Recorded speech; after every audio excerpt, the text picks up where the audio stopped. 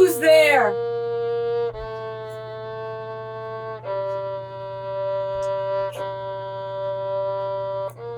Tis true, my lord.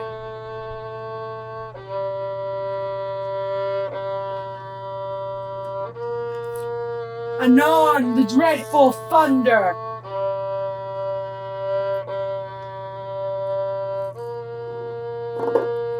Who's there? Anon the dreadful thunder. Tis true, my lord. Anon the dreadful thunder. Who's there? My lord. More to die. There's none the dreadful thunder. My Who's there? None the dreadful thunder. My dear sister. There is none. There's none the dreadful thunder. There is none. There is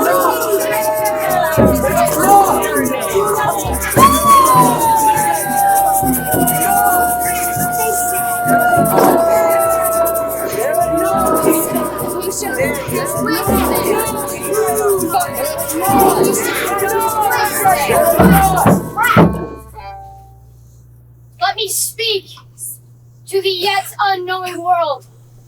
How these things shall come about.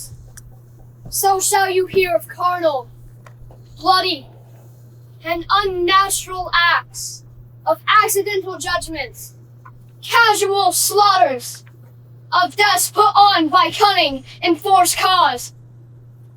And in this upshot, purposes mistook, fallen on the inventors' heads. All this can I truly deliver. Let us haste to hear it be presently performed, and call the noblest to the audience. Even whilst men's minds are wild, lest more mischance on plots and errors happen. Speak the speech, I pray you, as I pronounced it to you, trippingly on the tongue. But if you mouth it, as many of your players do, I had his leave. The town crier spoke my line. Nor do not saw the air too much with your hand, thus but use all gently, for in the very torrent, tempest, and, as I may say, whirlwinds of your passion, you must acquire and beget a temperance that may give it smoothness. Oh, it offends me to the soul to hear a robustious, periwig-pated fellow tear a passion to tatters, to very rags, to split the ears of the groundlings, who, for the most part, are capable of nothing but inexplicable dumb shows and noise. I would have such a fellow whip-bred doing termagant, and of Herod. Pray you, avoid it. We warrant your honor. Be not too tame neither, but let your own discretion be your tutor. Suit the action to the word to the action, with this special observance that you o'erstep not the modesty of nature, for anything so overdone is from the purpose of playing, whose end, both at the first and now, was and is to hold a mirror up to nature, to show virtue of her own feature, scorn her own image, and at the very age and body of the time, his form and pressure. Now this, overdone or come tardy off, though it makes the unskillful laugh, cannot but make the judicious grieve. Oh, there be players that I have seen play, and heard others praise, and that highly, not to speak it profanely, that neither haven't the accent of Christians, nor the gait of Christian, pagan, nor man, have so strutted and bellowed that I've thought of some of nature's journeymen, had made men and not made them well. They imitated humanity so abominably. I hope we have reformed that indifferently with us, sir. Oh, reform it all together. And let those that play your con speak no more than is set down for them, for there be of them that will themselves laugh, to set on some quantity of barren spectators to laugh too. Though in the meantime, some necessary question of the play be then to be considered. Go! Make you ready. The readiest is all.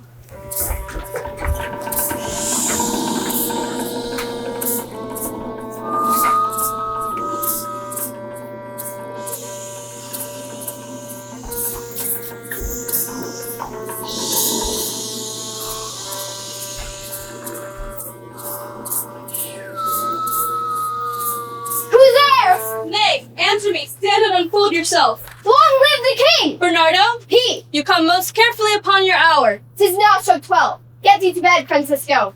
For this relief, much thanks. 'Tis bitter cold and I am sick at heart. Have you had quiet guard? Not a mouse stirring. Well, good night. If you do meet Horatio and Marcellus, the rivals of my watch, bid them make haste this way. I think I hear them. Stand ho! Who's there? Francis Crown! And liegemen to the Dane. Oh, farewell, honest soldier. Who hath relieved you? Bernardo hath my place. Give you good night. Holla, Bernardo. Say, is Horatio there? A piece of him? Welcome, Horatio. Welcome, good Marcellus. What hath this thing appeared again tonight? I've seen nothing. Horatio says 'tis but our fantasy, and will not let belief take hold of him, touching this dreaded sight twice seen by us. Therefore, I have entreated him along with us to watch the minutes of this night, that if again this apparition come, he may approve our eyes and speak to it. Touch will not appear. Sit down, I pray, and let us once again assail your ears, which are so fortified. What we have two nights seen. Well then, sit we down and let us hear Bernardo speak of this. Last night of all, when yonder star, that's westward from the pole, had made its course to illumine that part of heaven, where now it burns. The bell, then tolling one. Pick up your talk! See where it comes again! That was a signal. Speak to it, Horatio! Looks it not like the king? Most like! It horrors me with fear and wonder! It would be spoke too. Question it, Horatio! What art thou that usurps the state in which the majesty of Perry Denmark did sometimes walk? By heaven I charge thee, speak! It is offended. See? It stops away. Say! Speak! Speak! By heaven I charge thee, speak! 'Tis gone and makes no answer. How now, Horatio? You tremble and look pale. Is not this something more than fantasy? What think you on? Oh, for my God, I might not disbelieve without the sensible and true avouch of my own eyes. Is it not like the king, as thou art to thyself? Such was the very armor he had on when he the ambitious Norway combated. So frowned he once in an angry parley. He smote the slight Polish on ice. 'Tis strange, thus twice before, and jump at this dead hour, with martial stalk, he passed through our watch. In what particular to work? I know not, but in the thought and scope of my opinion, this bodes some strange eruption to the state. Good now. Sit down and tell me, he that knows, why the same strict and most observant watch so nightly toils the subject of the land. Why such daily cost for brazen cannon and foreign mart for implements of war? Why such impress of shipwrights whose sore task does not divide the Sunday from the week? What might be toward that this sweaty march doth make the night joint laborer with the day? Who is that can inform me? Marry, that can I. At least the whisper goes so. Our late king, who as you know was by Fortinbras in Norway, thereto pricked on by a most emulous cause, dared to the combat in which our valiant Hamlet did slay this Fortinbras, and by a seal compact well ratified by law and heraldry, did forfeit with his life all those his lands which he stood seized of by the conqueror, against the which our moiety competent was gauged by our king. Now, sir, yon Fortinbras of unapproven metal, hot and full, hath in the skirts of Norway, here and there, sharked up in a sight of lawless resolutes to food and diet to some enterprise that have the stomach in. And this, I take it, is the chief head and ground of this our watch. Behold, see where it comes again! I'll cross it though it blast me. Stay, illusion!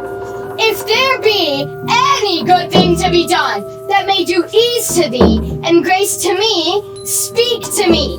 If thou art privy to thy country's fate, which happily foreknowing may prevent, oh, speak to me. Or if thou hast extorted in thy life, or hoarded treasure in the womb of earth, for which they say you spirits oft walk in death, speak to me. Stay and speak. Speak. Stop it, Bernardo. 'Tis here. No, 'tis here. 'Tis gone.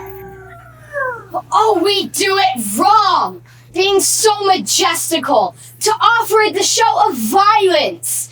For it is as the air invulnerable, and our vein blows malicious mockery. It was about to speak when the cock crew. And then it faded, like a guilty thing upon a fearful summit. I have heard the cock that is the trumpets in the morning. Doth with his early and shrill crowing throat awake the god of day and at his sound, whether in earth or air, in sea or fire, the extravagance and erring spirit highest his confines, and the true hereof this present object made probation. It faded on the crowing of the cock. Some say that ever against that season comes, wherein our Saviour's birth is celebrated, the bird of dawning singeth all night long. Then they say, no spirit dare walk abroad. The nights are wholesome. Then no planet strikes, no fairy takes, nor witch hath power to charm. So gracious and so hallowed is that time. So I have heard, and do in part believe it. But see the sun, in russet mantle clad, walks o'er the dew of yon high mountain top. Pray we are watch up. By my advice, let us impart what we have seen tonight unto young Hamlet. Let's do it, I pray. And I, this morning, know where we shall find him most conveniently.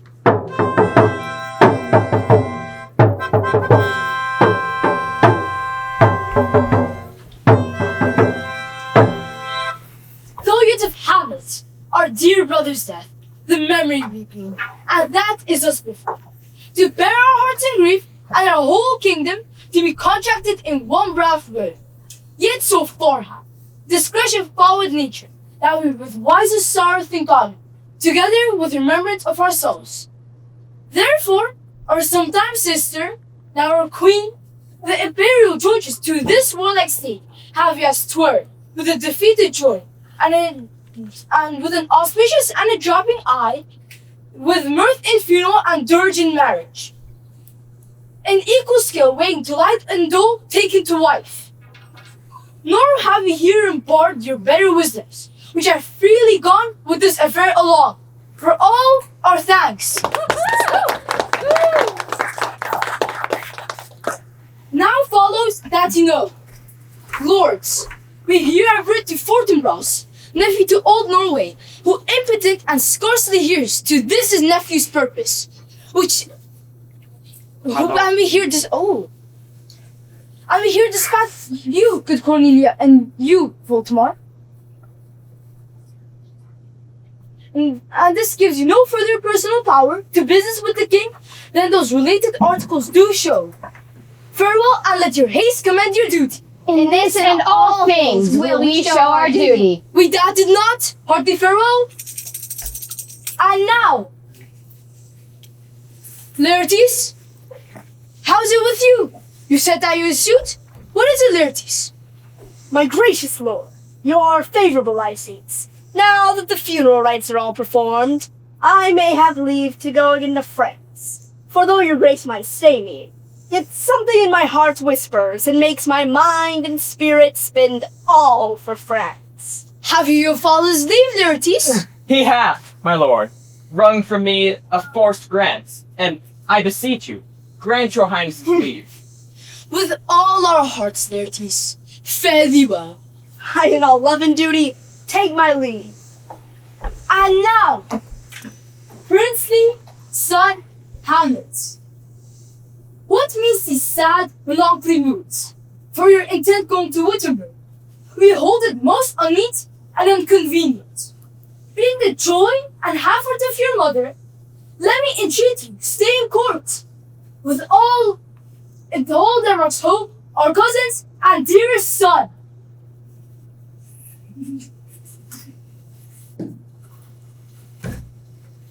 My lord, 'tis not the sable suit I wear.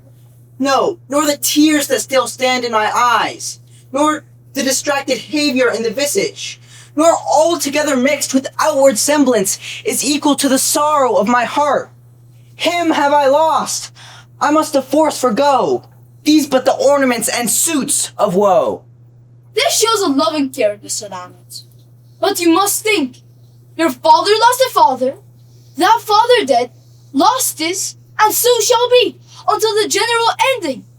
Therefore, sees laments it is a fault gainst heaven, fought against the dead, fought against nature, and the reasons most common, most certain, none lives on earth but he's born to die. Let not thy mother lose her prayers, Hamlet. Stay here with us. Go not to Wittenberg. I shall in all my best obey you, madam. Spoke like a kind and most loving son.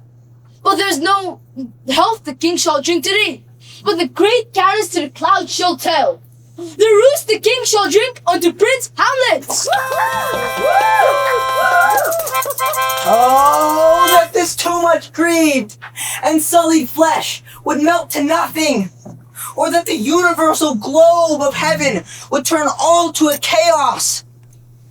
Oh, God, within 2 months, no, not 2, married, mine uncle. Oh, let me not think of it. My father's brother, but no more like my father than I to Hercules. Oh, God, a beast devoid of reason would not have made such speed. Frailty, thy name is woman.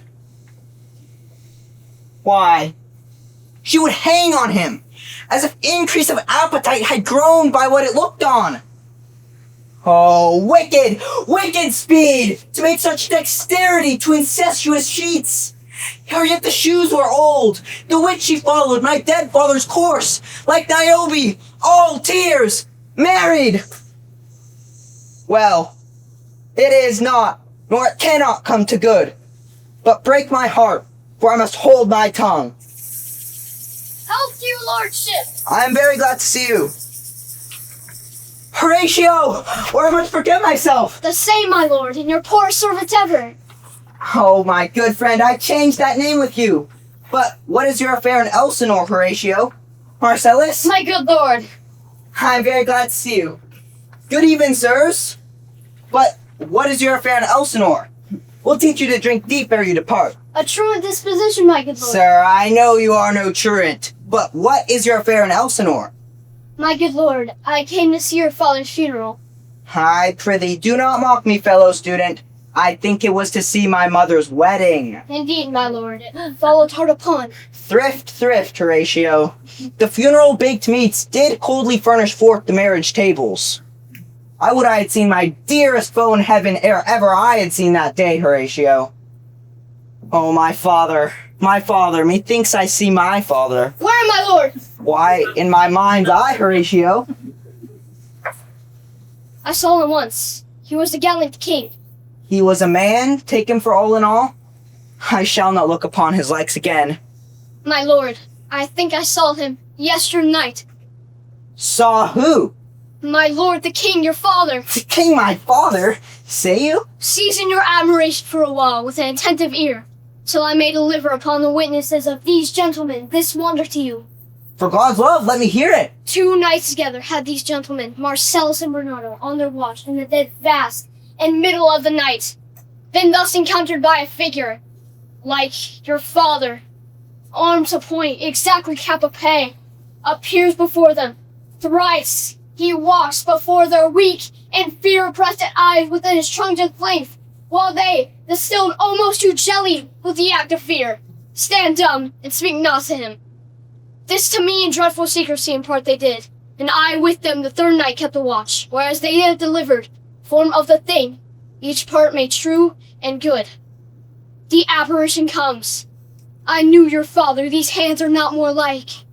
'Tis very strange. As I do live my honor, lord. 'Tis Well- true, and we think it right done in our duty to let you know it. Where was this? My lord, upon the platform where we watched. Did you not speak to it? My lord, we did, but answer made it none, while once methought we were going to speak, and lifted its head to motion like as it would speak. But even then the morning cock grew loud, and in all haste it shrunk in haste away, and vanished our sight. Indeed, sirs. But this troubles me. Hold you the watch tonight? We do, my lord. Armed, say ye? Armed, my good lord. From top to toe? My good lord, from head to foot. Why then saw you not his face? Oh yes, my lord, he wore his beaver up, How looked he? Frowningly? a countess more in sorrow than in anger. pale red, Nay, very pale. and fixed his eyes upon you? Most constantly. I would I had been there. It would have much amazed you. Yea, very like, very like. Stayed it long? While one with a motor pace might tell hundreds. Oh, longer. His beard was grizzled, no? It's as I had seen it in his life. A sable silver. I will watch tonight.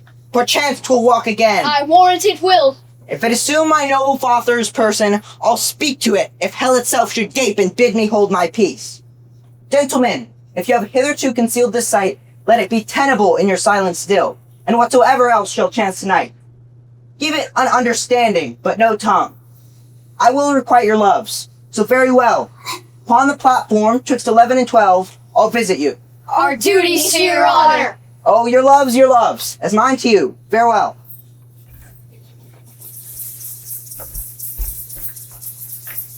My father's spirit in arms? Well, all's not well. I doubt some foul play. Would the night were come.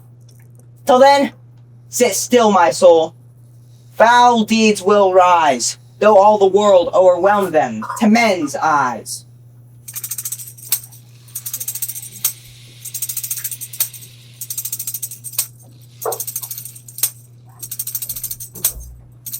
My necessaries are embarked. I must aboard. But ere I part, mark what I have to say to you. I see Prince Hamlet makes a show of love. Beware, Ophelia. Do not trust his vows. Perhaps he loves you now, and now his tongue speaks from his heart. But take heed, dear sister. Virtue itself escapes not countless thoughts. Therefore stand aloof, lest you trip thy honor and thy faith. Brother, to this I have lent attentive ear, and doubt not but to keep my honor firm. But my dear brother, do not you, like to a cunning sophister, teach me the path and ready way to heaven, while you, forgetting what is said to me, yourself, like to a careless libertine, doth give his heart his appetite at full, and little recks how that his honor dies. No, fear not, my dear Ophelia. Look! Here comes my father. Occasion smiles upon a second leave. Yet here, Leartes, aboard for shame! The wind sits in the shoulder of your sail, and you're stayed for. There, my blessing be, and these few precepts in thy memory. Be thou familiar, but by no means vulgar. Those friends thou hast, and their adoptions tried, grapple them to thee with a hoop of steel, but do not dull the palm with entertain of every new unfledged courage. Beware of entrance into a quarrel, but being in, bear that the opposed may beware of thee. Costly thy apparel as thy purse can buy, but not express in fashion. For the apparel oft proclaims the man, and they of France, of the chief rank and station, are of a most select and general chief in that. This, above all, to thy own self be true, and it must follow as the night the day. Thou canst not then be false to any one. Farewell. My blessing thee. I humbly take my leave. Farewell, Ophelia, and remember well what I have said. It is already locked within my heart, and you yourself shall keep the key of it.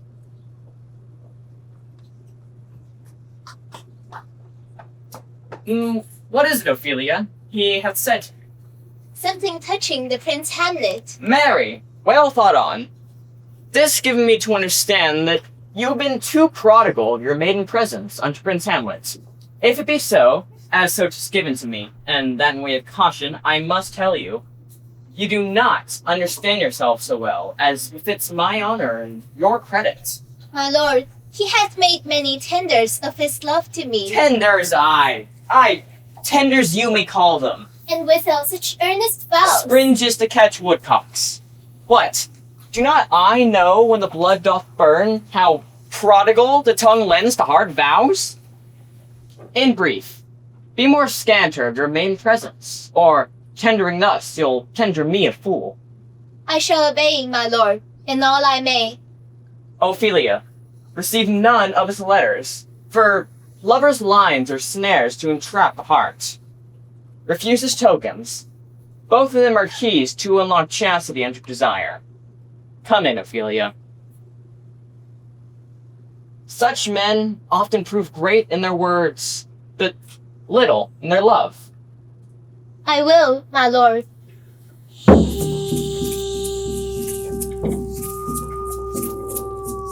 The air bites through. It is an eager and a nipping wind. What hour is it? I think it locks us 12. No, 'tis struck. Indeed, I heard it not. What doth this mean, my lord? The king doth wake tonight and takes his rouse, keeps wassail in the swaggering upstream reels, and as he dreams his draughts of Rhenish down, the kettle drum and trumpet thus bray out the triumphs of his pledge. It is a custom here? Aye, marry, is it? And though I am a native here and to the manor born, it is a custom more honored in the breach than in the observance. Look, my lord, it comes! Angels and ministers of grace defend us! Be thou a spirit of health or goblin damned! Bring with the airs from heaven or blasts from hell! Be thy intents wicked or charitable! Thou comest in such questionable shape that I'll speak to thee! I'll call thee Hamlet, king, father, royal Dane! Oh, answer me! Why thy canonized bones, burst in death? Let me not burst in ignorance, but say have burst their ceremonies. Why thy sepulchre, in which we saw thee quietly interred, hath burst his ponderous and moral jaws to cast thee up again. What may this mean? Say, speak, wherefore? What may this mean? It beckons you, as though it has something to impart to you alone. Look with what courteous action. It waves you to a more removed ground, but do not go with it. No, by no means, my lord. It will not speak, then will I follow it. What if it tempt you toward the flood, my lord? That beckons over his base into the sea, and there assume some other horrible shape, which might deprive your sovereignty of reason and drive you into madness. Think of it! Still am I called. Go on, I'll follow thee. My lord, you shall not go! Still am I called. Go on, I'll follow thee. My lord, be ruled, you shall not go! My faith cries out. Still am I called. Unhand me, gentlemen. By heaven, I'll make a ghost of him that lets me. Still am I called. Away, I say. Go on, I'll follow thee. He waxed desperate with imagination. Something is rotten in the state of Denmark. Have after. To what issue will the sort? Let's follow. 'Tis not fit thus to obey him.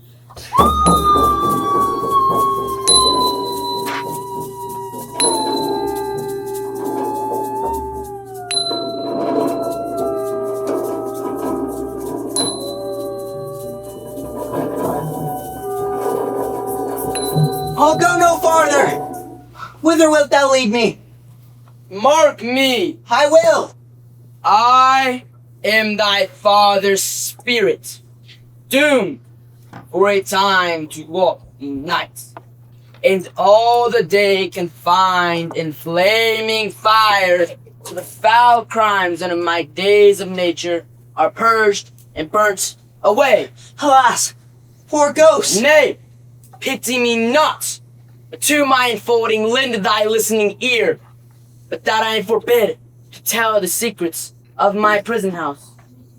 I would a tale unfold, whose lightest word would harrow up thy soul, freeze thy young blood, make thy two eyes like stars start from their spheres, thy knotted and combined locks to part, and make each particular hair to stand on end, like the quills upon the fretful porcupine.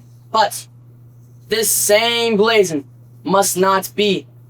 To ears of flesh and blood, Hamlet, if ever thou didst thy dear father love, Oh God. revenge is foul and most unnatural murder. Murder! Yea, murder in the highest degree, as in the least is bad, but mine most foul, beastly, and unnatural. Haste me to know it, that I with wings as swift as meditation or the thought of it may sweep to my revenge. Brief let me be. 'Tis given out, sleeping in my orchard, a serpent stung me. So now the whole ear of Denmark is in a forged process of my death, rankly abused.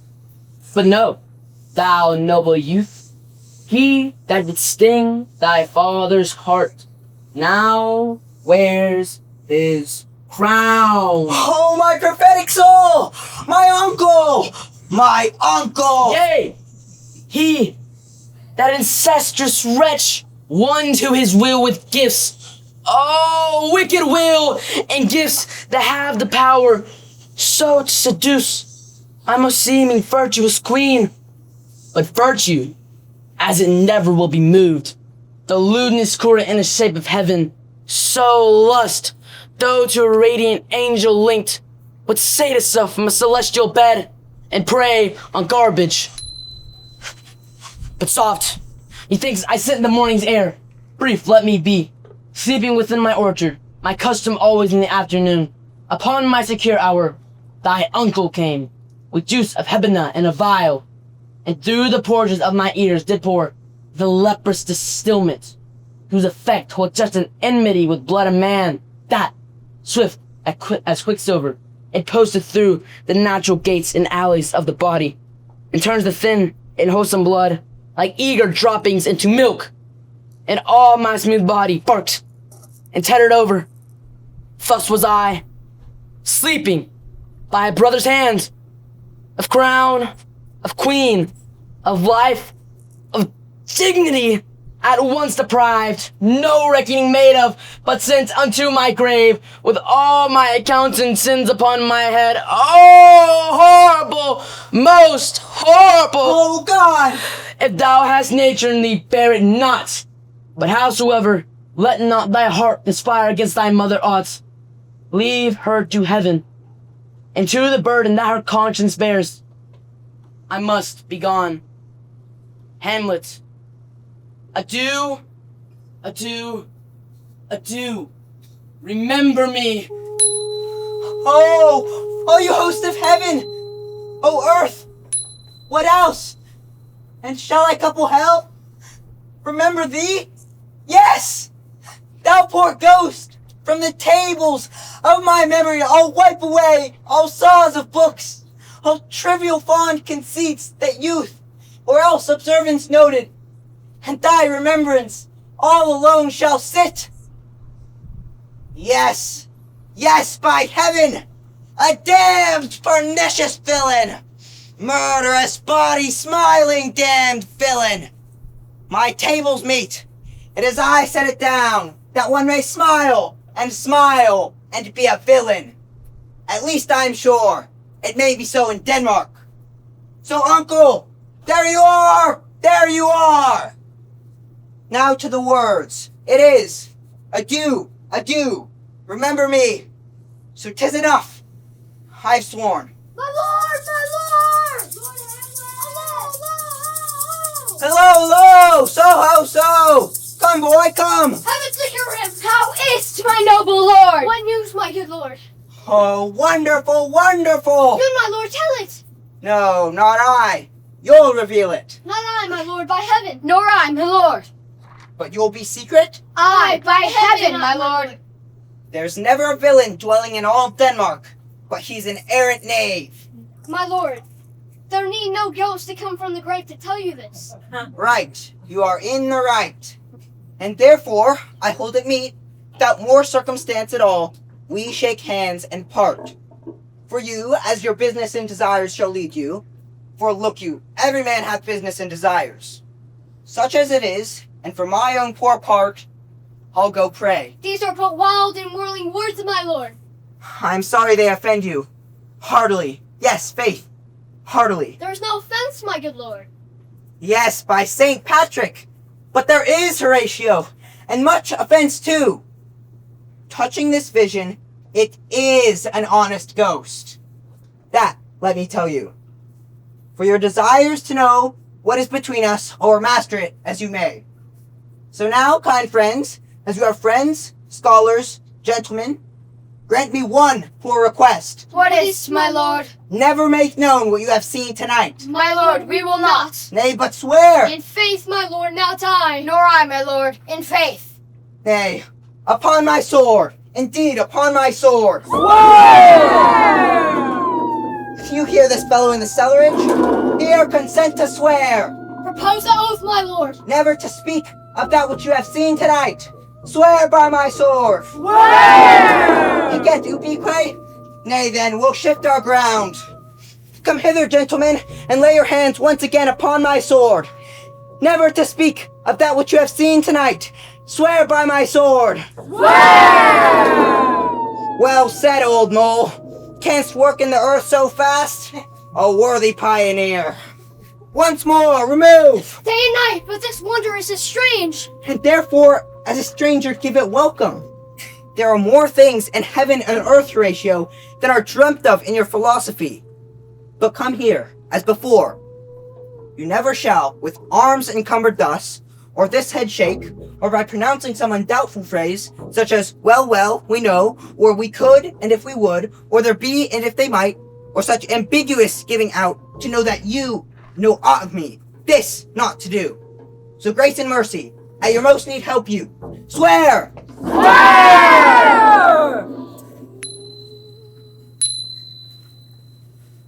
Rest,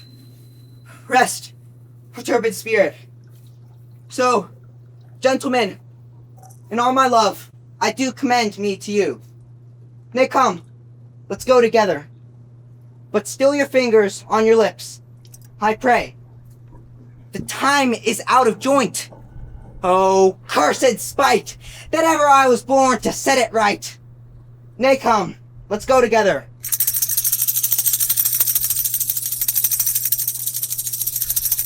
Montano? Here. These letters to my son, and the same money, my blessing to him. And bid implies learning, good Montano. I will, my lord. You shall do very well, Montano, to say thus. I knew the gentleman, or know his father, to inquire the manner of his life. As thus, being amongst his acquaintance, you may say you saw him at such a time, mark you me, at game, or drinking, swearing, or drabbing. You may go so far. My lord, that will impeach his reputation. In faith, not a whit, no, not a whit.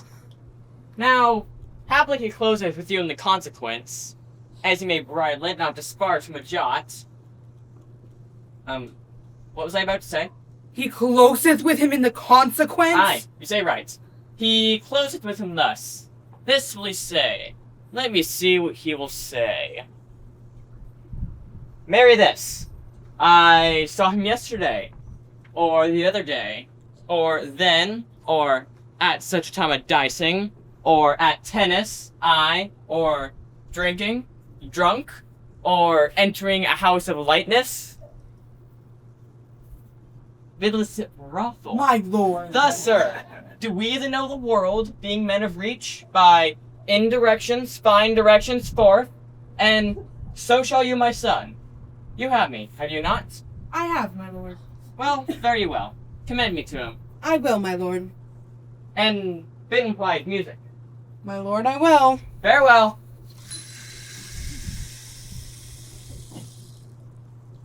How now, Ophelia? What's the news with you?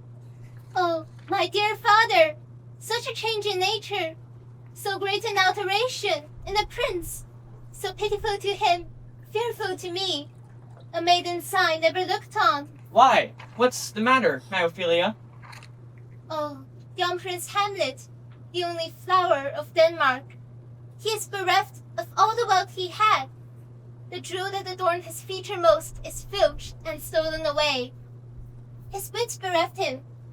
He found me walking in the gallery, all alone. There comes he to me with a distracted look, his garters lagging down, his shoes untied, and fixed his eyes so steadfast on my face, as if they had vowed this is their latest object.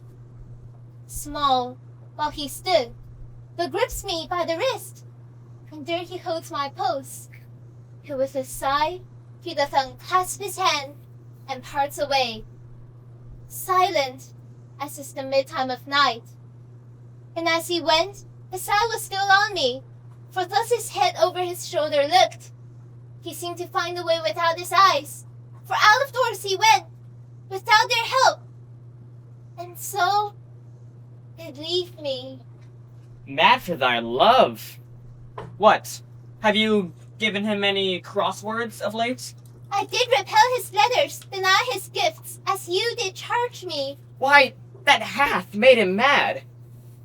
By heaven, 'tis as proper for our age to cast beyond ourselves as 'tis for the younger sorts to leave their wantonness. Well, I am sorry that I was so rash, but what remedy? Less of the king. This madness may prove, though wild a while, yet more true to thy love.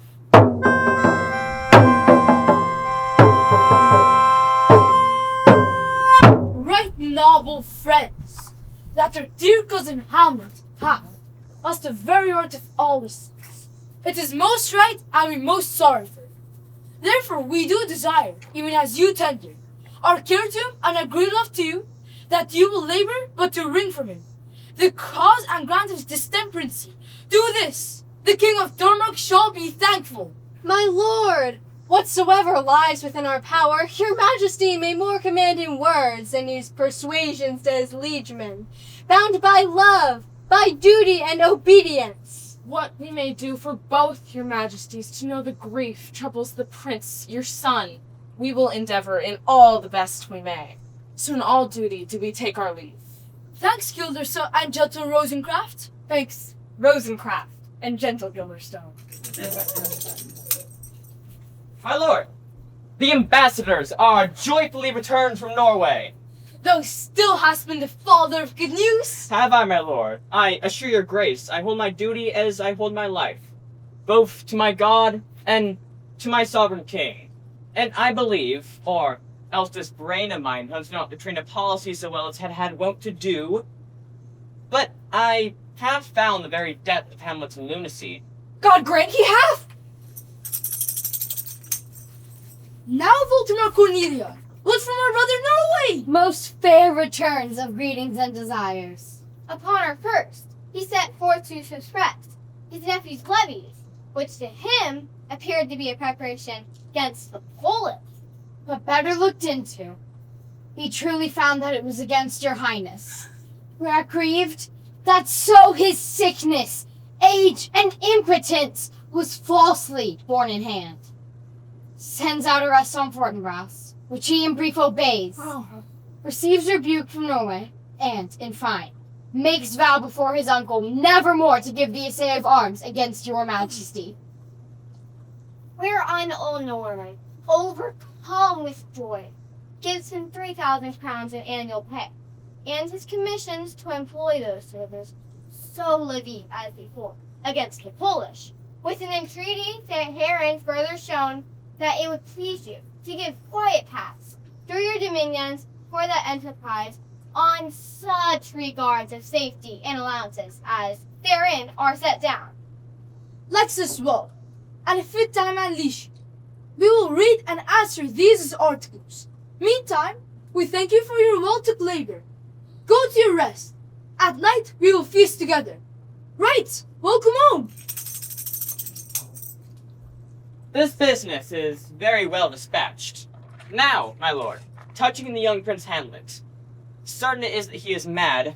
Mad let us grant him then. Now to know the cause of this effect, or else to say the cause of this defect. For this effect defective comes by cause. Good, my lord, be brief. Madam, I will. My lord, I have a daughter, have while she is mine, for that we think as surest we often lose. Now to the prince. My lord, but note this letter, the which my daughter in obedience delivered to my hands. Read it, my lord. Mark, my lord. Doubt that in earth is fire, doubt that the stars do move, doubt truth to be a liar, but do not doubt I love. To the beautiful Ophelia, thine ever the most unhappy Prince Hamlet. My lord, what do you think of me? What might you think when I saw this? As of a true friend and a most loving subject. I would be glad to prove so. Now, when I saw this letter, thus I bespake my maiden. Lord Hamlet is a prince out of your star, and one that is unequal for your love. Therefore, I did command her refuse his letters, deny his tokens, and to absent herself. She is my child, obediently obeyed me.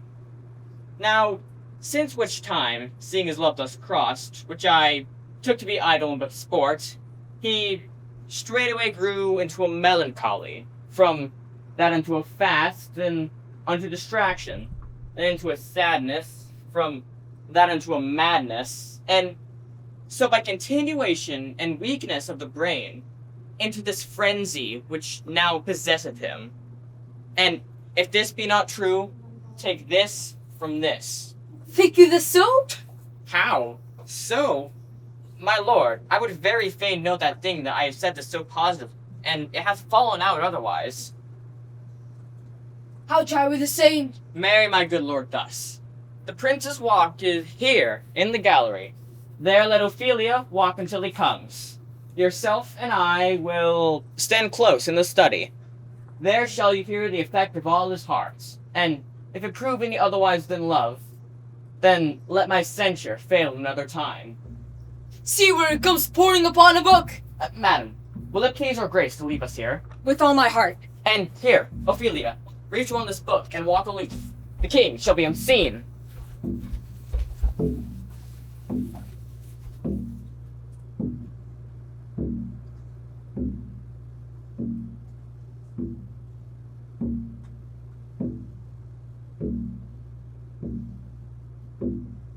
To be or not to be. Aye, there's the point. To die, to sleep, is that all? Aye, all. No, to sleep, to dream. Aye, Mary, there it goes. For in that dream of death, when we awake and born before an everlasting judge, from whence no passenger ever return, the undiscovered country, at whose sight the happy smile in the accursed damned. But for this, the joyful hope of this, who bear the scorns and flattery of the world, scorned by the right rich, the rich cursed of the poor, the taste of hunger or a tyrant's reign, and thousand more calamities besides. To grunt and sweat under this weary life, when that he may his full quietus make with a bare bodkin. Who would this endure but for a hope of something after death, which puzzles the brain and doth confound the sense, which makes us rather bear those evils we have than fly to others that we know not of? Aye, that. Oh, this conscience makes cowards of us all.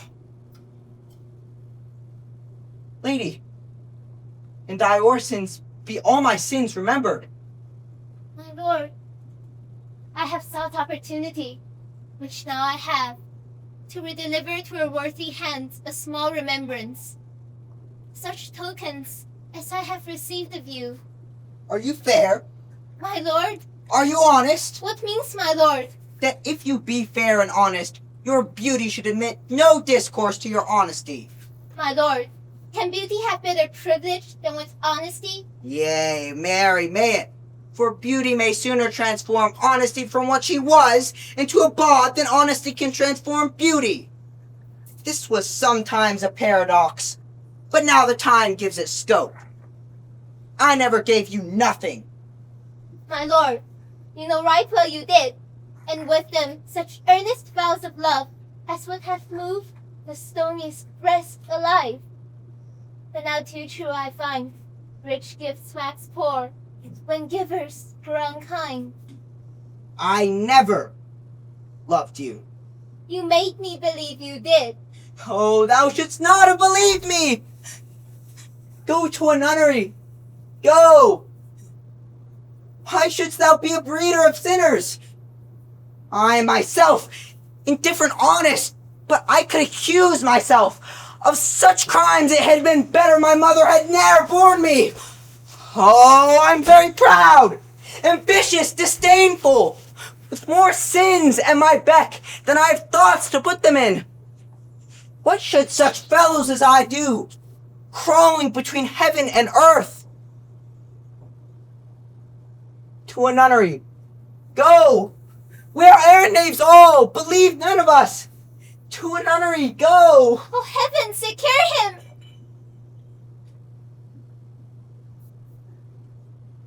Where's thy father? At home, my lord. For God's sake, let the doors be shut on him. He may play the fool nowhere but in his own house. To a nunnery. Go! Help him, good God. If thou dost marry, I'll give thee this plague to thy dowry. Be thou as chaste as ice, as pure as snow, thou shalt not scape calumny. To a nunnery. Go! Alas, what change is this? But if thou wilt needs marry, marry a fool, for wise men know well enough what monsters you make of them. To a nunnery, go! Pray God restore him. Nay, I have heard of your paintings too.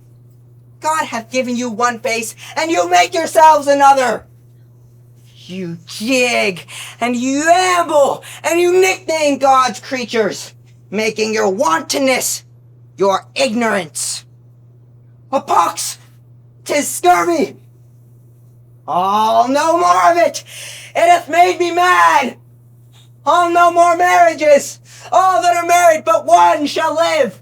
The rest shall keep as they are! To a nunnery! Go!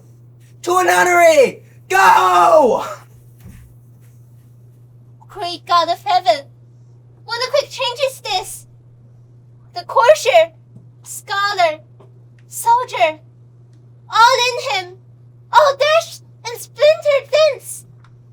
Oh, woe is me, to have seen what I have seen, see what I see. Love?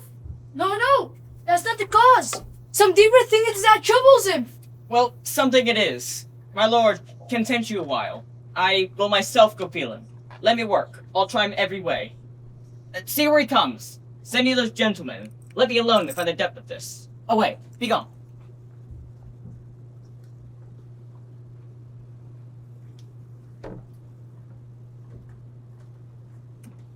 Ah, now, my good lord, do you know me?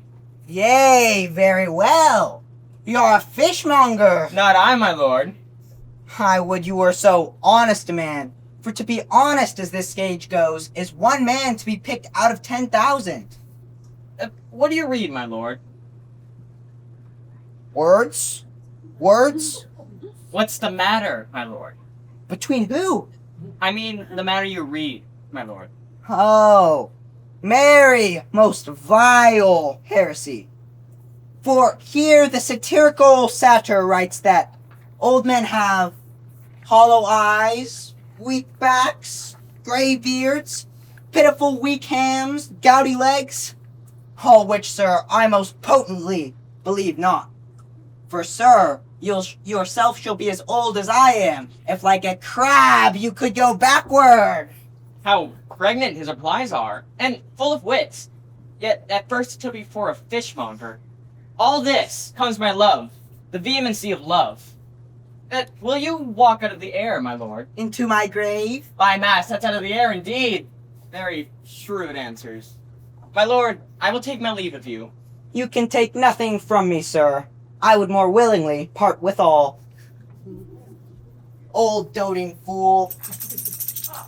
You seek for Hamlet? See, there he is. Health to your lordship. What? Gilderstone and Rosencraft? Welcome, kind schoolfellows, to Elsinore. We thank your grace, and would be very glad you were as when we were at Wittenberg. I thank you. But is this visitation free of yourselves? Or were you not sent for? Tell me true, come, I know the good king and queen hath sent for you. There is a kind of confession in your eye, come, I know you were sent for. What say you? Nay, I see how the wind sits.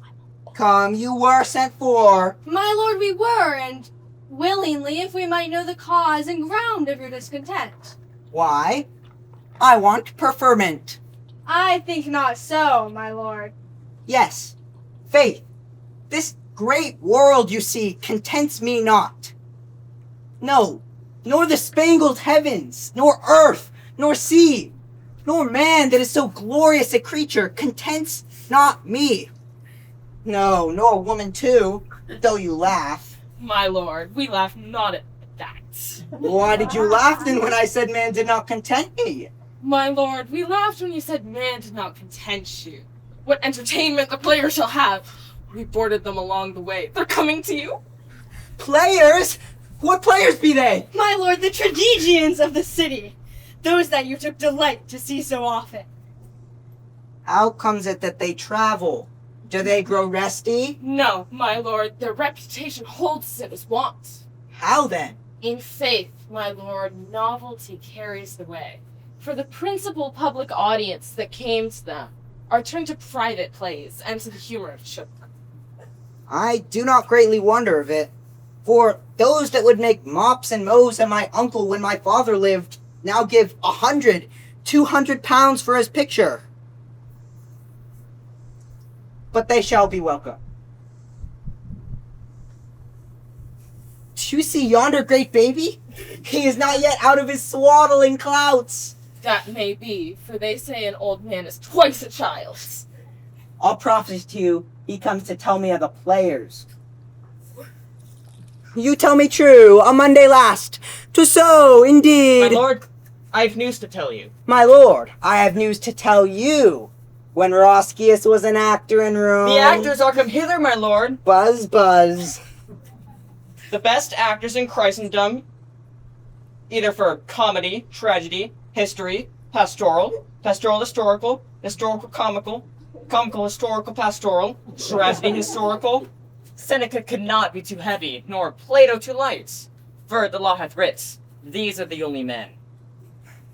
Oh, Jephthah, judge of Israel, what a treasure hadst thou! Why, what a treasure hath he, my lord? Why?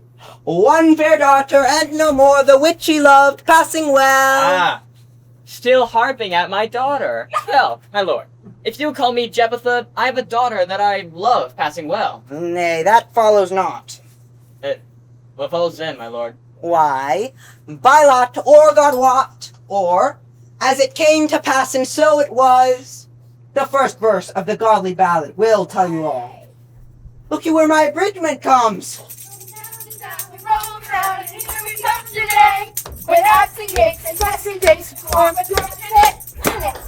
Welcome, masters! Welcome all! What? My old friend, thy face is balanced since I saw thee last. Comest thou to beard me in Denmark? Come, a taste of your quality, a speech, a passionate speech. A speech, What speech, my good lord? I heard thee speak a speech once, but it was never acted, or if it were, never above twice. For as I chiefly remember, it was Aeneas' tale to Dido, and then especially where he talks of Princess Slaughter. If it live in thy memory, begin at this line. Let me see. The rugged Pyrrhus, like the Hyrcanian beasts. It begins with Pyrrhus. Pyrrhus, my lord. No, 'tis not so. It begins with Pyrrhus. Oh, I have it. The rugged Pyrrhus, he whose sable arms, black as his purpose did the night resemble, when he lay couched in the ominous horse, hath now his black and grim complexion smeared with heraldry more dismal. Head to foot, now he's in total guise, horridly tricked with the blood of mothers, fathers, daughters, sons, backed and imparched in coagulate gore, rifted in earth and fire, old grandsire Priam seeks. So, go on. Afore God, my lord, well spoke, and with good accent. Anon he finds him, striking too short at Greeks. His antique sword, rebellious to his arm, lies where it falls. Repugnant to command, unequal matched, Pierce at prime drives in rage, strikes wide. The whiff and wind of his fell sword, the unnerved father falls. Then, senseless Ilium, seeming to feel this blow, with flaming taunt, stoops to his base, and with a hideous crash, takes prisoner Pierce's ear. For lo, the sword which was declining on the milky head of Reverend Priam seemed easier to stick. And like a painted tyrant Pierce stood, and like a neutral to his will and matter, did nothing. But as we often see against some storm, a silence in the heavens. The rack stands still, the orb below as hush as death. Anon the dreadful thunder now threaten the region. So after Pyrrhus' pause, aroused invention sets him new at work. And never did the Cyclops' hammer fall on Mars' armor. Forged for proof he turned, with little less remorse than Pyrrhus' bleeding sword, now falls on Priam! Out, thou strumpet fortune! All you gods and generals sin on, take away her power, break the spokes and fellies from her wheel, and bowl the round nave down the hill of heaven, as low as to the fiends! Enough, my friend. 'Tis too long. And shout to the barbers with your beard. Pox. He's for a jig or a tale of Baudry, or else he sleeps. Come, on to Hecuba, come! But who, oh, who had seen the Moblid Queen? Moblid Queen is good. Faith, very good. Run! Barefoot up and down, threatening the flames with Bisol room. A clout upon that head, where late the diadem stood. And for a robe in all lowy termy loins, a blanket. In the alarm of fear caught up, who this had seen with tongue in venom steeped, gainst fortune state would treason have pronounced. But if the gods themselves did see her then, when she saw Pyrrhus make malicious sport, admitting with his sword her husband's limbs, the instant burst of glamour that she made, unless things mortal move them not at all, would have made passion in the gods. Look, my lord, if he has not changed his color or tears in his eyes, no more, good heart, no more. 'Tis well! 'Tis very well! I pray, my lord, will you see these players well bestowed? My lord, I will use them according to their deserts. Oh, far better, man. Use every man after his deserts? Then who should escape whipping? Welcome, my good fellows. Come hither, master. Can you not play The Murder of Gonzago? Yes, my lord. And couldst not thou for a need study me some dozen or 16 lines which I would set down and insert? Yes, very easily, my lord. 'Tis well, I thank you.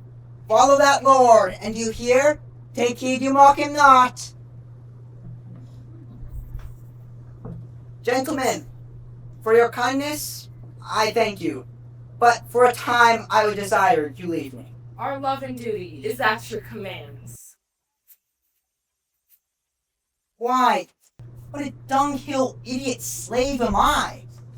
Why, these players here draw water from eyes for Hecuba. Why, what is Hecuba to him? Or he to Hecuba? What would he do, and if he had my loss? His father murdered, and a crown bereft him. He would turn all tears to drops of blood. Amaze the standers by with his laments. Strike more than wonder in the judicial ears. Confound the ignorant and make mute the wise. Indeed, his passion would be general.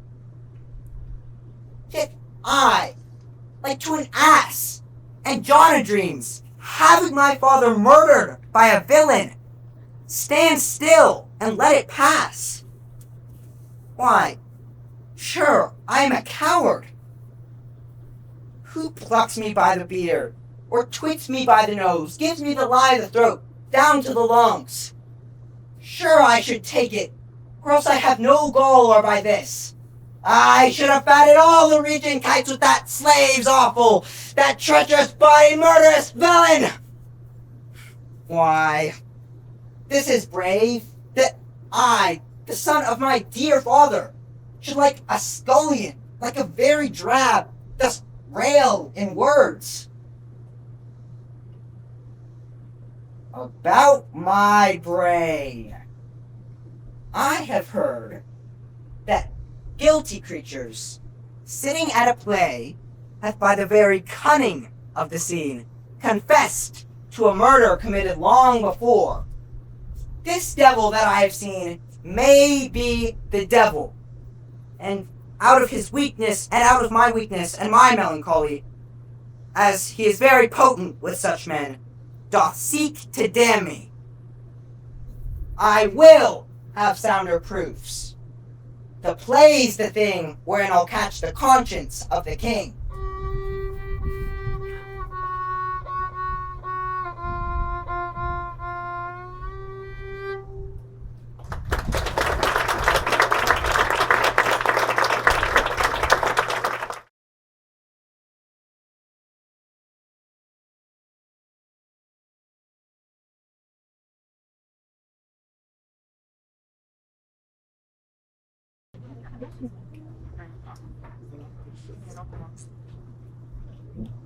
Lords, can you by no means find the cause of her son on the story seat? My lord, we have done all the best we could to wring from him the cause of all his grief.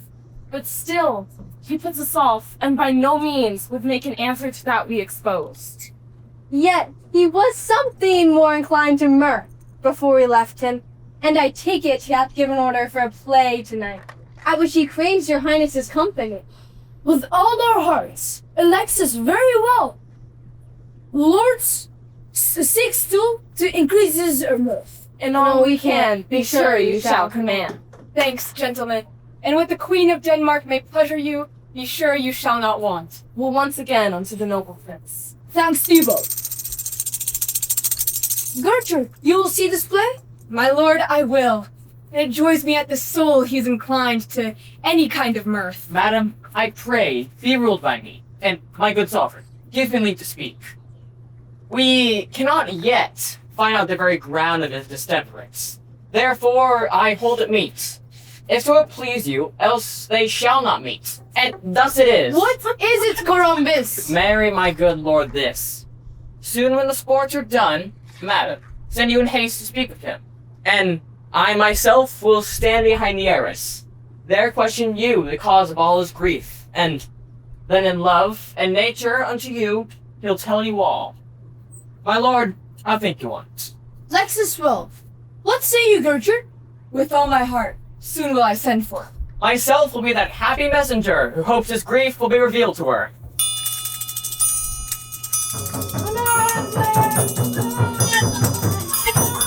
And now. Sound me this speech trippingly on the tongue, as I taught thee. Marry, and you mouth it as a many of your players do. I'd rather hear a town bull bellow than such a fellow speak my lines. My lord, we have reformed that indifferently with us. The better, mend it all together. And do you hear? Let not your clown speak more than is set down for him. Masters, tell him of it. We will, my lord. Go, make you ready.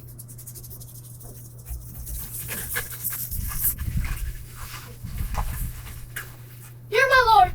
Horatio! Thou art even as just a man as ever my conversation coped withal. Oh, my lord. Nay, why should I flatter thee? Why should the poor be flattered? There is a play tonight, where in one scene they have come very near the murder of my father. When thou shalt see that act afoot, mark thou the king. Do but observe his looks. For mine eyes shall rivet to his face. If he do not bleach and change at that, it is a damned ghost that we have seen. Horatio, have a care. Observe him well. My lord, mine eyes shall still be on his face. Not the smallest alteration that shall appear in him, but I shall note it. Hark, they come! Now, Sir Hamlet, how fare you? Shall we have a play? Aye, father. My lord, you played in the university? That I did, my lord, and I was counted a good actor. What did you enact there? My lord, I did act Julius Caesar. I was killed. It was a brute part of him to kill so capital a calf. Come, be these players ready? Hamlet, come sit down by me. No, by my faith, mother. Here's a meadow more attractive. Lady, will you give me leave and so forth to lay my head in your lap? No, my lord. Upon your lap. What, do you think I meant country matters?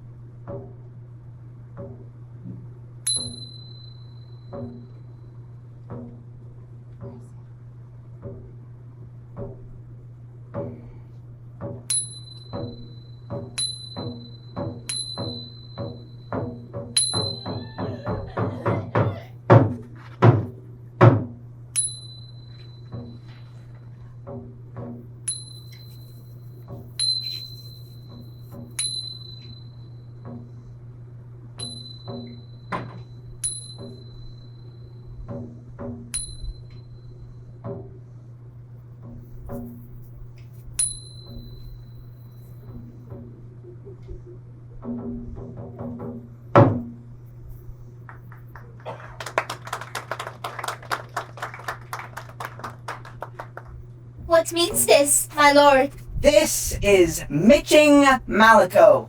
That means my chief. What does this mean, my lord? You shall hear anon. This player will tell you all. For us and for our tragedy, here stooping to your clemency, we beg your hearing patiently. Is it a prologue or a posy for a ring? 'Tis short, my lord. As women's love. Full 40 years have passed. Their date is gone, since happy times joined our hearts as one. But now the blood that filled my youthful veins runs weakly in their pipes, and all the strains of music which alone pleased mine ear is now a burden age cannot bear. And therefore sweet nature must pay its due. To heaven must I, and leave the earth with you. Oh, say not so, lest that you kill my heart. When death takes you, let life from me depart. Content thyself, when ended is my date. Thou mayest perchance find a more noble mate, more wise, more youthful, and one. Oh, speak no more, for then I'm accursed. None weds the second, but she kills the first. A second time I kill my lord that's dead. One second husband kisses me in bed. Oh, wormwood, wormwood! I do believe you, sweet, what now you speak. But what we do determine oft we break. For our demises still are overthrown. Our thoughts are ours, their ends none of our own. So think you will no second husband wed. But die thy thoughts when thy first lord is dead. Nor earth to give me food, nor heaven light. Sport and repose, lock for me day and night. To desperation turn my trust and hope, and anchor's cheer in prison be my scope. Each opposite that blanks the face of joy, meet what I would have well, and it destroy. Both here and hence pursue me lasting strife, if once a widow ever I be wife. If she should break now! 'Tis deeply sworn. Sweet, leave me here a while. My spirits grow dull, and fain I would beguile the tedious time with sleep. Sleep rock thy brain, and never come mischance between us twain. Madam, how do you like this play? The lady protests too much. Oh, but she'll keep her word. Have you heard the argument? There's no offense in it. No offense in the world. Poison in jest. Poison in jest. What is the name of this play? Mousetrap. Mary how? Tropically. This play is the image of a murder done in Guyana. The Duke's name was Albertus. His wife, Baptista. Father, it is a knavish piece of work. But what of that? It toucheth not us. You and I that have free souls. This is one Lucianus, nephew to the king. You're as good as a chorus, my lord. I could interpret the love you bear if I saw the puppets dallying. You're very pleasant, my lord. Who, I? Your only jig maker? Why, what should a man do but be merry? For look you how cheerfully my mother looks. My father died within these 2 hours. Nay, 'tis twice 2 months, my 2 lord. months? Nay, then let the devil wear black, for all have a suit of sables. Your jests are keen, my lord. Begin, murderer, begin! Leave thy damnable faces and begin! Come, the croaking raven doth bellow for revenge! Thoughts, black. Hands, apt. Drugs, fit and time agree. Confederacies and else no creature seeing. Thou mixture rank of midnight weeds collected. Decades bane, thrice blasted, thrice infected. Thy natural magic and dire property on wholesome life usurps hideously. He poisons him for this day! Let's all to bed! King rises! Lights ho! What? Frightened with false fires? Then let the stricken deer go weep. The heart ungalled play, for some must laugh, while some must weep. Thus runs the world away. It is moved, my lord. Hi, Horatio. I'll take the ghost's word for more than all the coin in Denmark. Now, my lord, how is it with you? And if the king like not the tragedy, why then be like he likes it not purdy. We are very glad to see your grace so pleasant. My good lord, let us entreat to know of you the cause and ground of your distemperature. My lord, your mother craves to speak with you. We shall obey, were she 10 times our mother. But, my lord, shall I entreat this much? I pray, will you play upon this pipe? Alas, my lord, I cannot. Pray, will you? I have no skill, my lord. Why, 'tis but a thing of nothing. 'Tis but stopping of these holes with a little breath from your lips.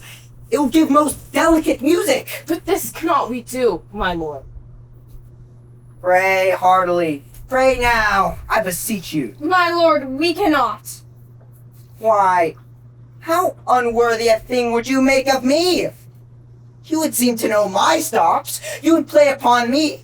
You would search the very inward part of my heart and dive into the secret of my soul.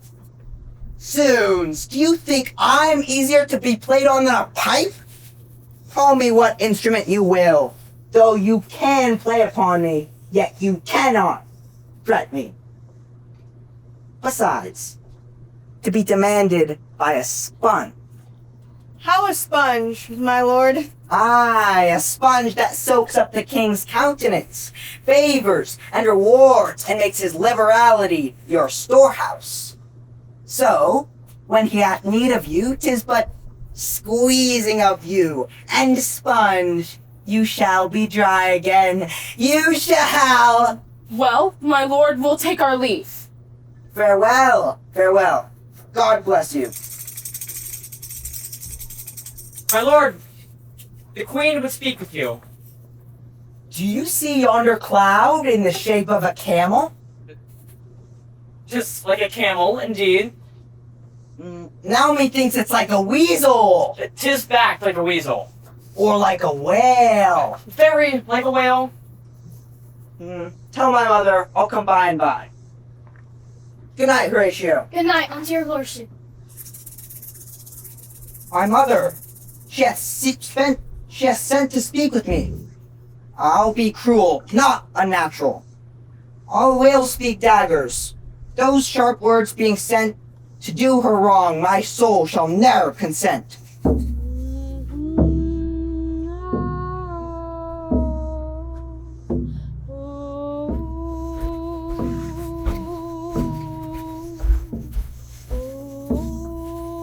the sweat that falls upon my face would wash the crime clear from my conscience. Ik heb mijn broer vermoord. Het spijt me, God. Ik ben met mijn broers vrouw getrouwd. Het spijt me, God. Vergeef mijn zonde. Vergeef mijn zonde. Vergeef mijn zonde. A most wretched man. Stoop, bend thee to thy prayer. Ask grace of heaven to keep thee from despair.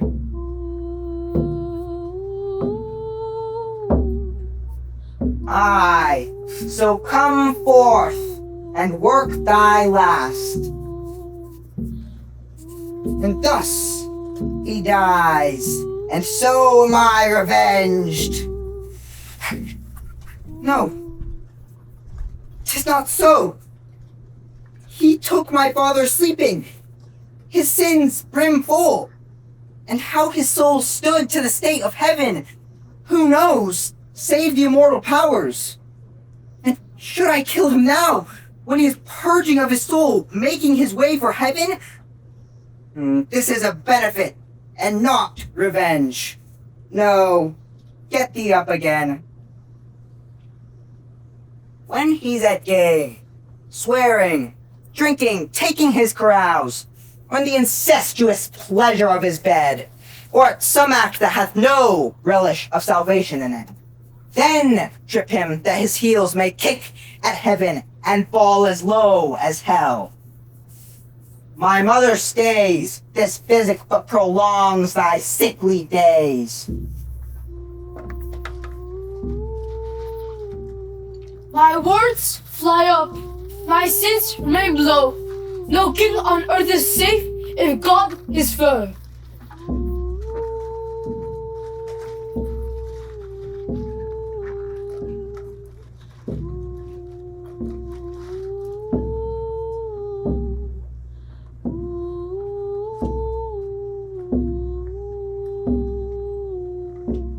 Madam, I hear young Hamlet coming. I'll shroud myself on the arras. Do so, my lord. Mother! Are you here? How's it with you, mother? How is it with you? I will tell you, but first we'll make all safe. Hamlet, thou hast thy father much offended. Mother, you have my father much offended. Come here, sit down, for you shall hear me speak. What wilt thou do? Thou wilt not murder me? Help! Help! Help for the queen! I a rat! Dead for a ducat! Rash intruding fool! Farewell! I took thee for thy better. Hamlet, what hast thou done? Not so much harm, good mother, as to kill a king and marry with his brother. How? Kill a king? Aye, a king! Nay, sit you down! And dare you part, if you be made of penetrable stuff, I'll make your eyes look down into your heart, and see how horrid there and black it shows. Hamlet, what mean'st thou by these killing words? Why, this I mean. See here, behold this picture. It is the portraiture of your deceased husband. A front wherein all virtues are set down to adorn a king and gild his crown, whose heart went hand in hand, even with that vow he made to you in marriage. And he is dead! Murdered! Terribly murdered! This was your husband. Look you now.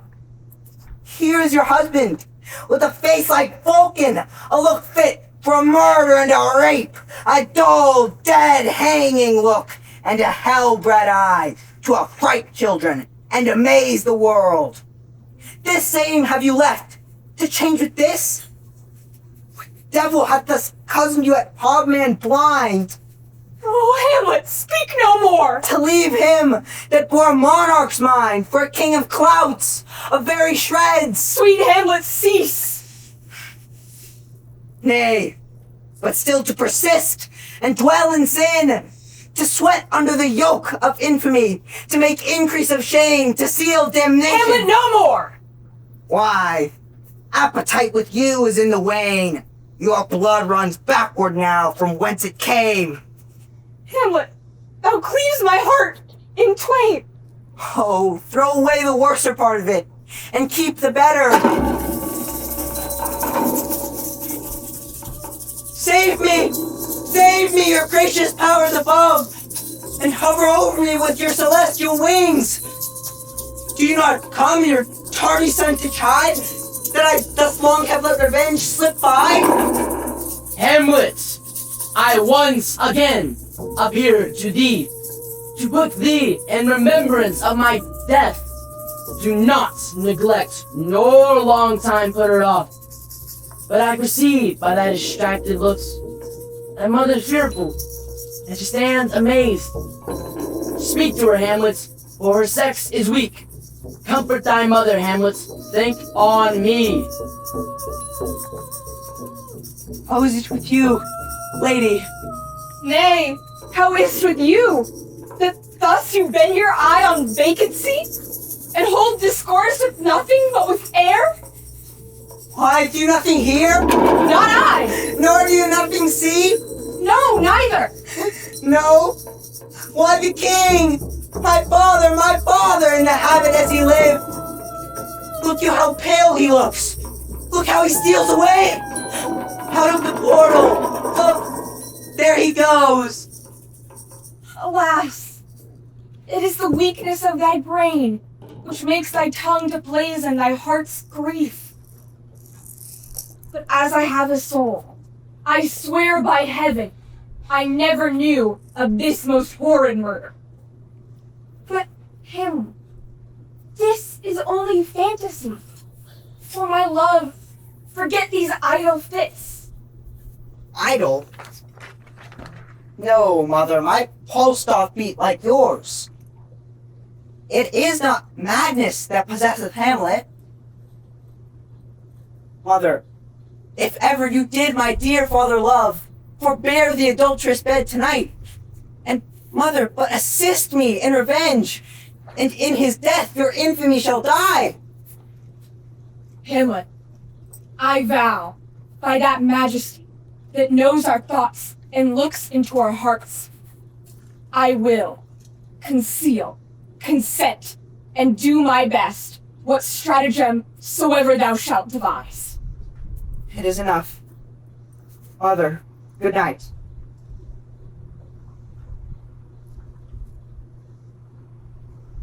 Come, sir, I'll provide for you a grave, who was in life a foolish, prating knave.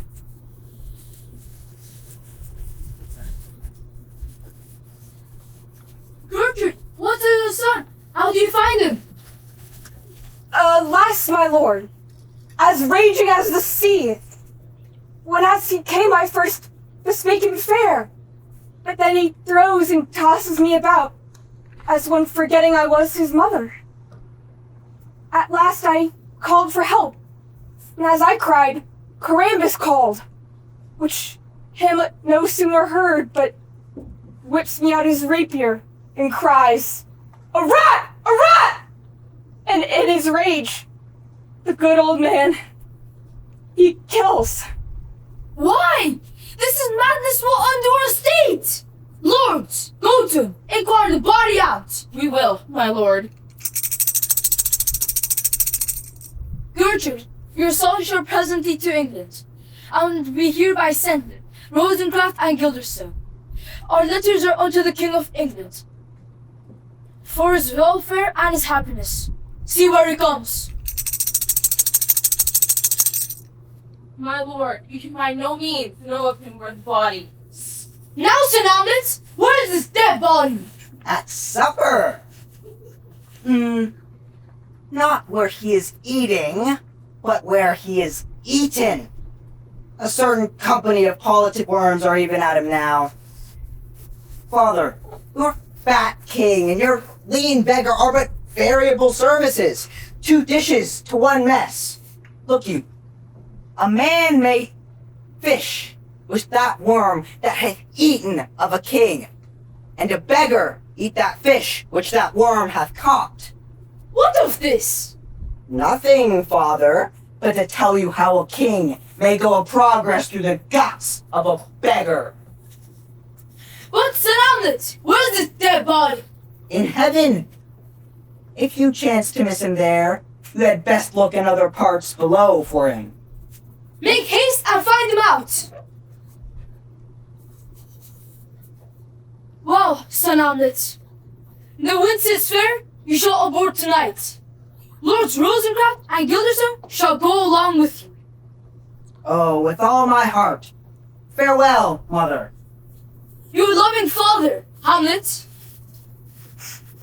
My mother, I say. You married my mother. My mother is your wife.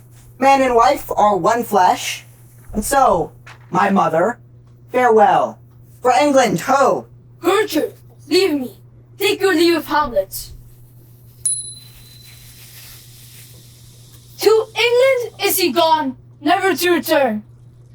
On his allegiance, he present without demanding why. Did Hamlet lose his head, for he must die. There's more in him than shallow eyes can see. He once being dead, why then our state is free?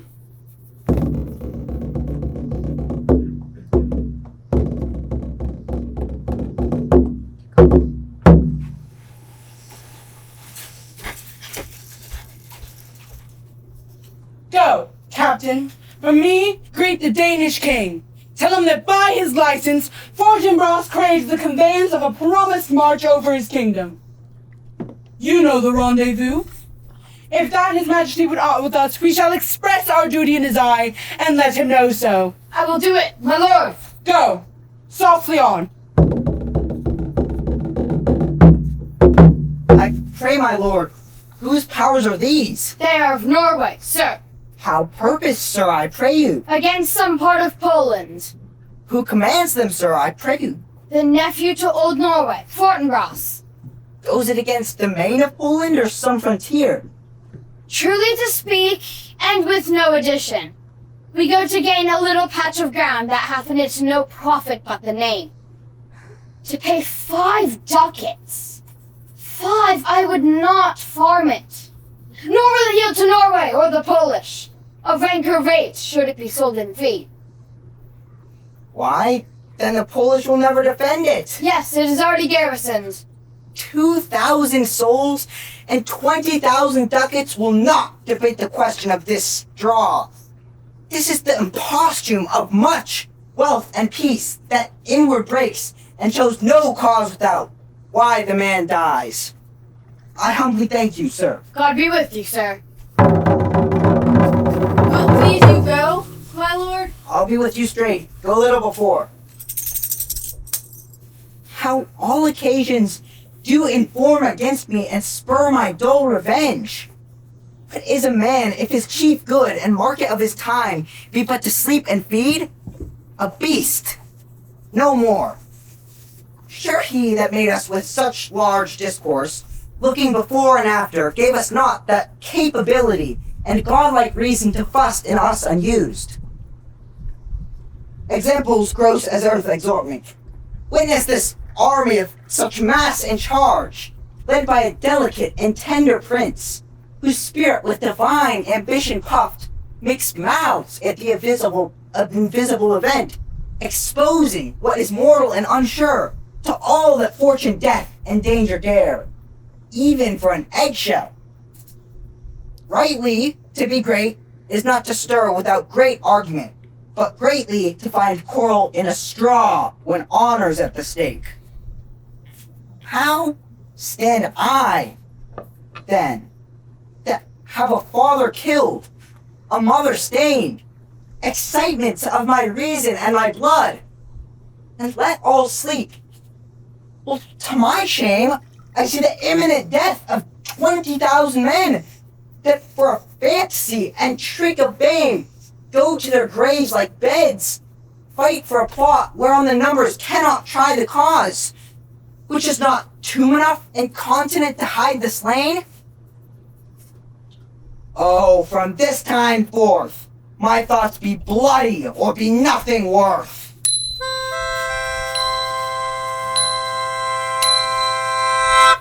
Hamlet shoot for England. Farewell. I hope to hear good news from the things ere long. God grant we may. Heavens keep my Hamlet safe. But this mischance of old Columbus's death had pierced so the young Ophelia's heart that she, poor maid, is quite bereft her wits. Alas, dear heart. And on the other side, we understand her brothers come from France, and he hath half the heart of all our land. And hardly he'll forget his father's death, unless by some means he be pacified. Oh, see where the young Ophelia comes.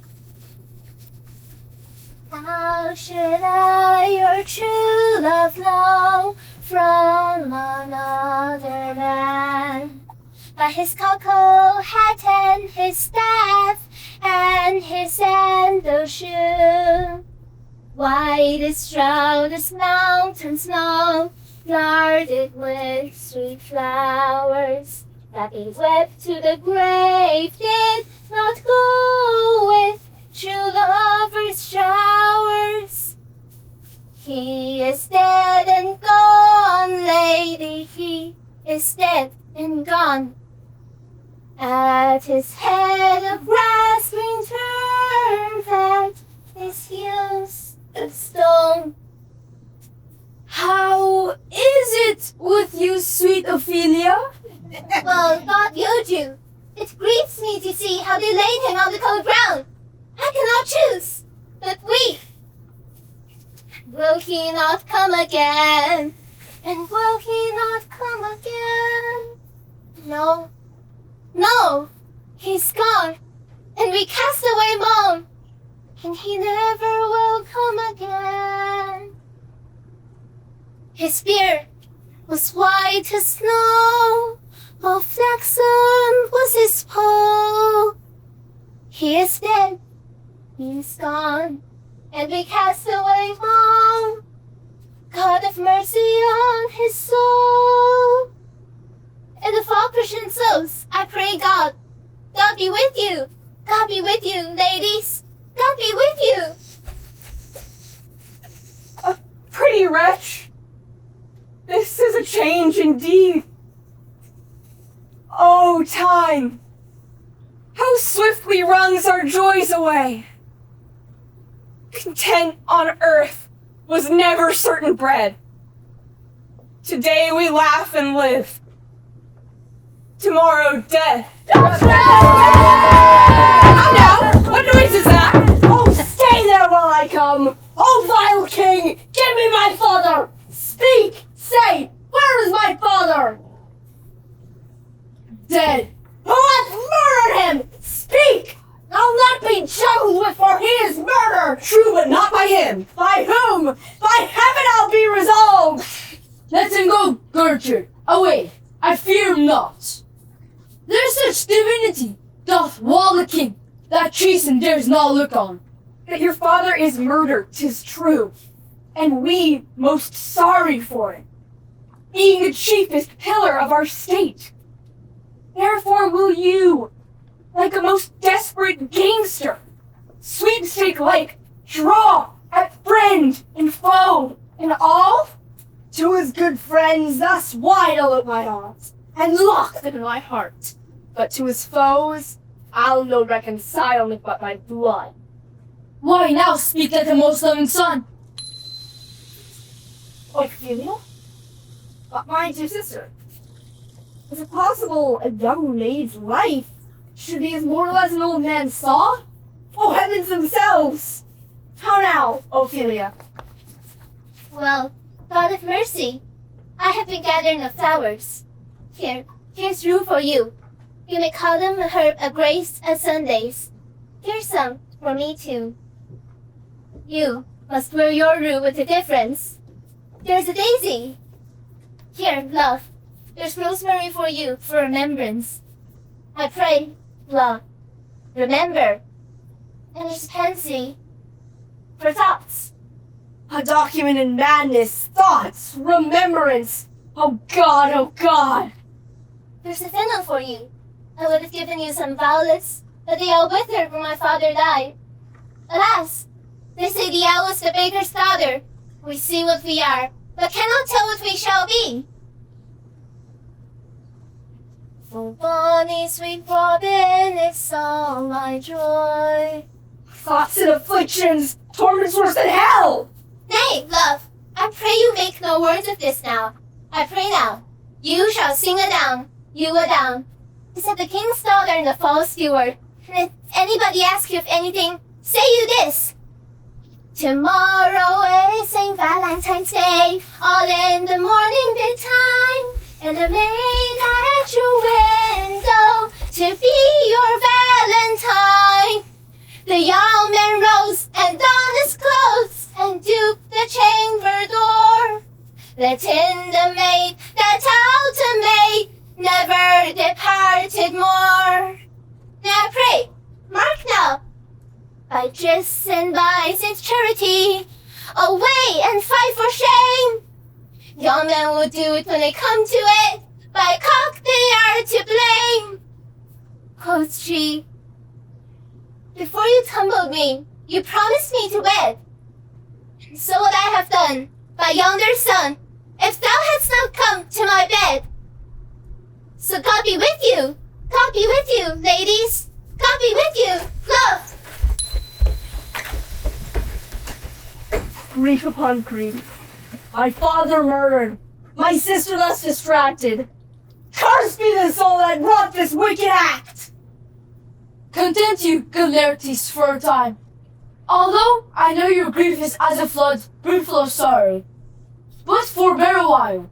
I think already that your revenge is done on him, that makes you such a hapless son. A while I'll strive to bury grief within a tomb of wrath, which once unhearsed, the world shall hear. Laertes had a father he held dear. You have prevailed, my lord.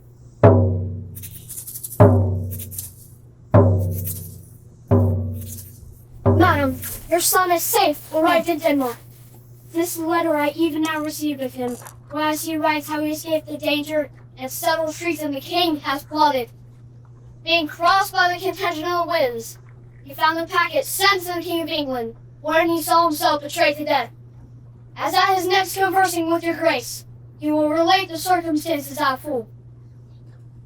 And I perceive there's treason in his looks. It seemed to sugar o'er his villainy.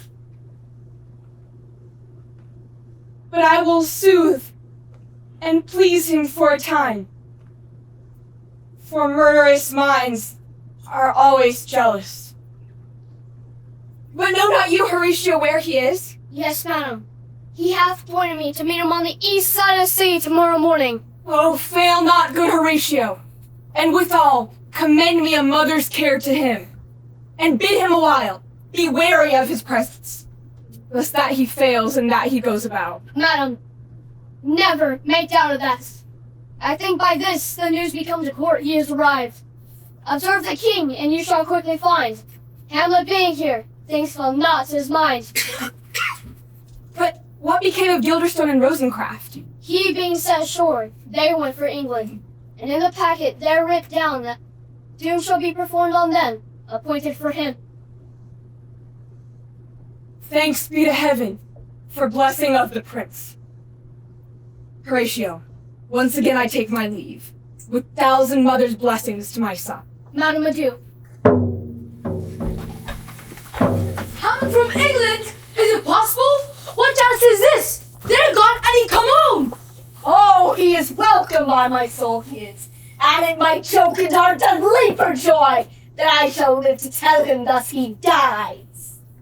Laertes, content yourself. Be ruled by me, and you shall have no let for your revenge. My will, not all the world. Nay, but Laertes, mark the plot that I have laid. I have heard him, often with a greedy wish, that he hath, upon some praise that he hath heard of you, touching your weapon. And with all his heart, he might be once tasked to try your cunning. And how for this? Marry Laertes this. I will lay wager, shall be on Hamlet's side, and he shall give the odds, which will draw with a more desire to try the mastery. And this being granted, when all hot and all midst of the play, among the foils shall a keen rapier lie, steeped in a mixture of deadly poison. And if it draws the least drop of blood in any part of it, He cannot live! My lord, I like it well. But what if Lord Hamlet should refuse this match? I will warrant you. We will put on such a report of singularity that will bring him on, although against his word. Oh, 'tis excellent, for the day will come. But look, here comes the queen. Now, Gertrude, why look you so heavily?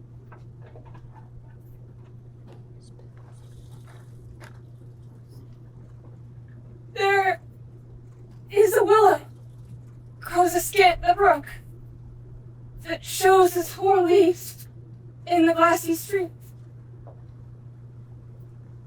With fantastic garlands did she make. Grow flowers, nettles, daisies, and long purples that liberal shepherds give a grosser name. But our cold maids do dead men's fingers call them. There on the pendant boughs, her coronet weeds clambering to hang.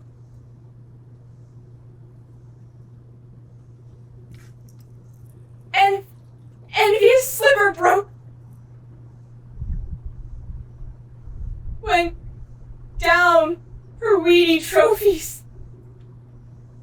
and herself fell in a weeping brook.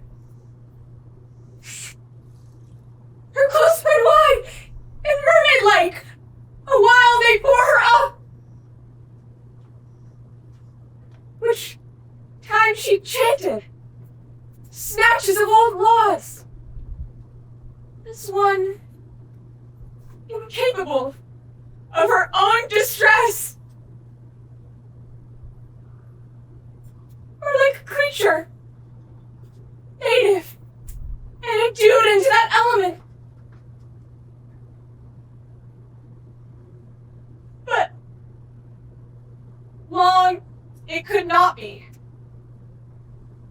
till that her garments, heavy with their drink, pulled the poor wretch from her melodious lay to muddy death.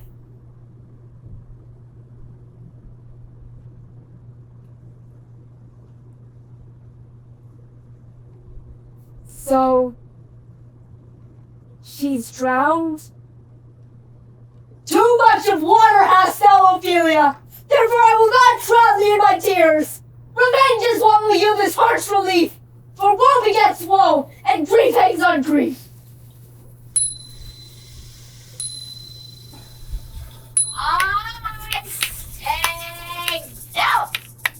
She ought not to be buried in a Christian burial. Why, sir? Marry, because she's drowned. But she did not drown herself. Nay, that's certain. The water drowned her. Yes, but it was against her will. No. I deny that. For, look you, sir, I stand here. If the water come to me, I drown not myself. But if I go to the water and am there drowned, ergo, I am guilty of my own death. You are gone. Go, you are gone, sir. Yes, but see, she has a Christian burial because she is a great woman. Mary, more's the pity that great folk should have more authority to hang or drown themselves more than other people. Come, my spade. There's no ancient gentlemen but gardeners, ditchers, and grave makers. They hold up Adam's profession. Was he a gentleman? He was the first that ever bore arms. Why, he had not. What, art a heathen? How dost thou understand the scripture? The scripture says Adam digged. Could he dig without arms? Go, get thee in. Fetch me a stoop of drink. But before thou goest, tell me one thing. Who builds strongest of a mason, a shipwright, or a carpenter? Why, a mason, for he builds all of stone and will endure long. That's pretty. Do it again. Do it again. Why, then a carpenter, for he builds the gallows, and that brings many a one to his long home. Pretty again, the gallows doth well. Mary, how does it well? It does well to those that do ill. Now, thou dost ill to say that the gallows is built stronger than the church. Argal, the gallows may do well to thee. Do it again. Come. Who builds strongest, a mason, a shipwright, or a carpenter? Aye, tell me that and unyoke. Mary, now I can tell. To it. Mass, I cannot tell. Cudgel thy brains no more about it, for your dull ass will not mend his pace with beating. When you are asked this question next, say, a grave maker, for the houses he makes last till doomsday.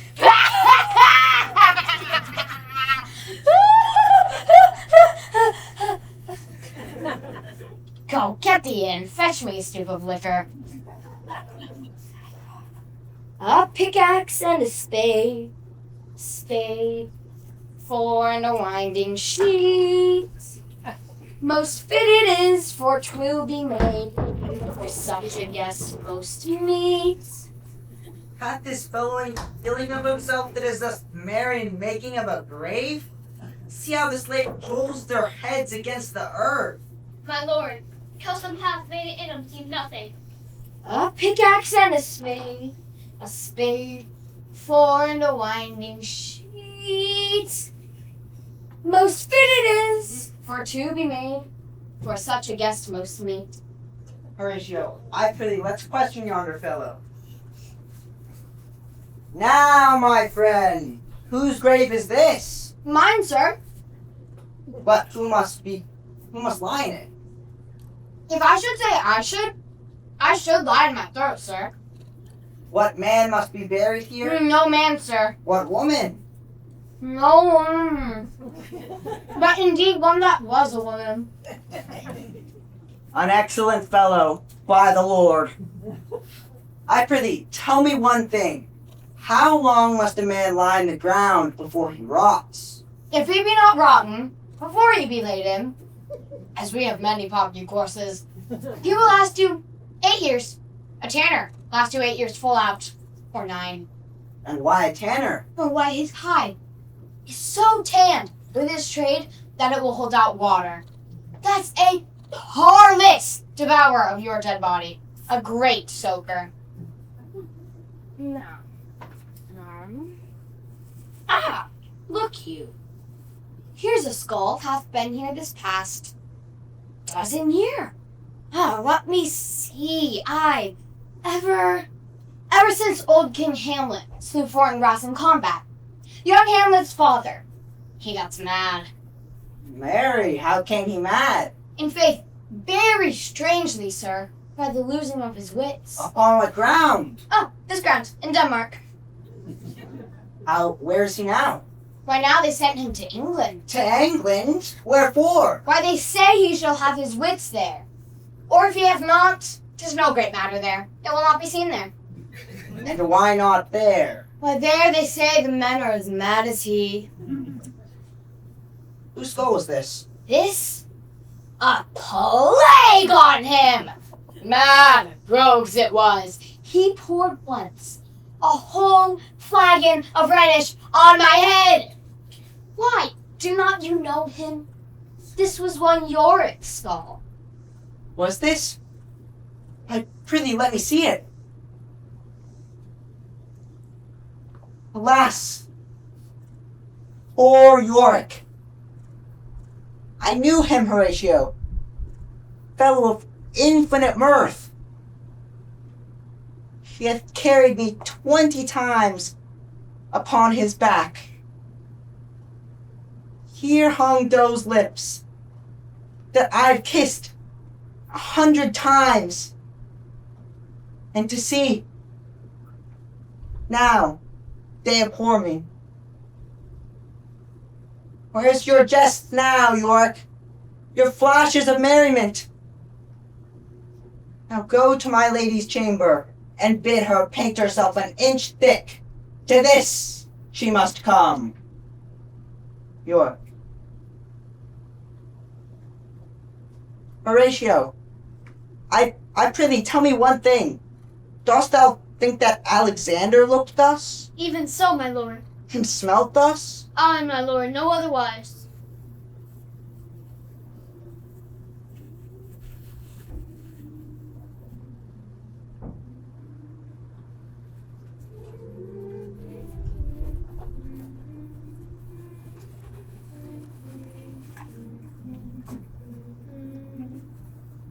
What funeral's this that all the court laments? Vis manibus maman Zophilia, Haguenia mortua, Pulcherima sed justissima erat. Tu sor et filia corambi, haec Ophelia fuit.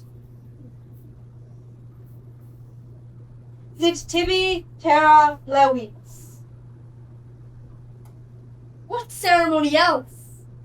Say what ceremony else? My lord, we have done all that lies in us, and more than well the church can tolerate.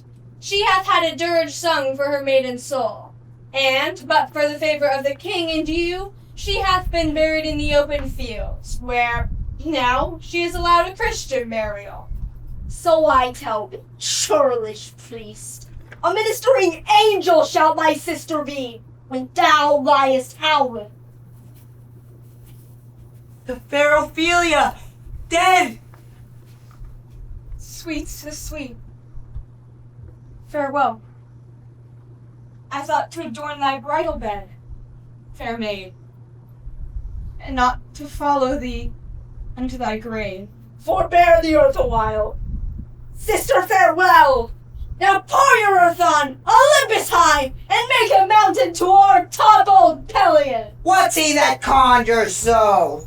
Behold, 'tis I, Hamlet the Dane. The devil take thy soul! Oh, thou prayest not well. I prithee, take thy hand from off my throat, for there is something dangerous in me, which let thy wisdom fear. Hold off thy hand. I loved Ophelia as dear as 20 brothers could. Show me what thou wilt do for her. Wilt fight? Wilt fast? Wilt pray? Drink of vessels? Eat a crocodile? I'll do it. Comest thou here to whine? I'll show you what I can. Forbear, Laertes! What is the reason, sir, that you wrong me thus? I never gave you cause. But stand away. A cat will mew, a dog will have a day. Alas, it is his madness makes him thus, and not his heart, Laertes! My lord, this so. But we will no longer trifle. This very day shall Hamlet drink his last. For presently we mean to send to him. Therefore, Laertes, be in readiness. My lord, until then, my soul shall not be quiet. Come, Gertrude.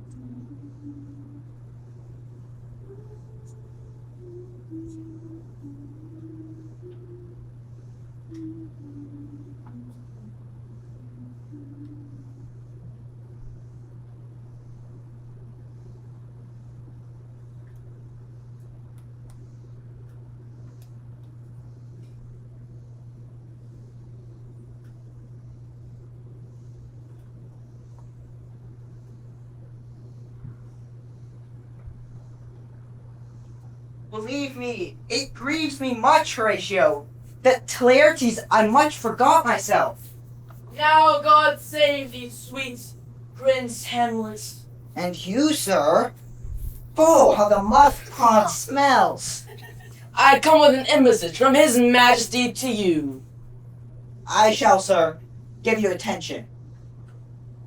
By my troth, methinks 'tis very cold. It is indeed very rawish cold. Now methinks 'tis hot.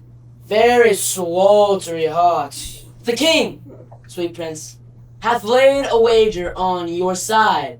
6 Barbary horse against 6 French rapiers, with all their accoutrements too, all the carriages. In good faith, they're very curiously wrought.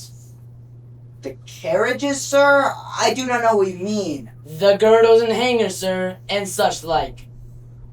And how's the wager? I understand you now. Marry, sir, that young Laertes and 12 guineas at rapier and dagger do not get 3 odds of you.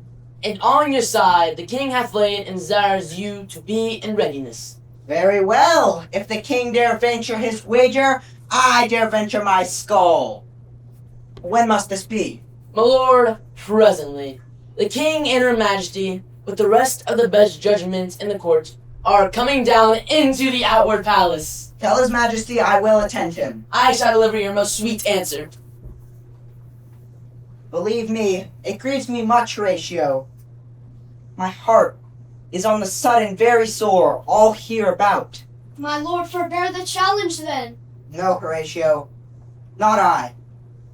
If danger be now, why then it is not to come. The readiness is all. There's a predestinate providence in the fall of a sparrow. Here comes the king. And now, Sir Hamlet, we have laid upon your head, and make no question but to have the best. Your majesty hath laid of the weaker side. We doubt it not. Deliver them to foils. First, Laertes, here's my hand in love, protesting that I never wronged Laertes. If Hamlet in his madness did amiss, that was not Hamlet, but his madness did it. Therefore, let's be at peace. Sir, I am satisfied in nature, but in terms of honor I will stand aloof and will no reconcilement until by some elder masters of our time I may be satisfied.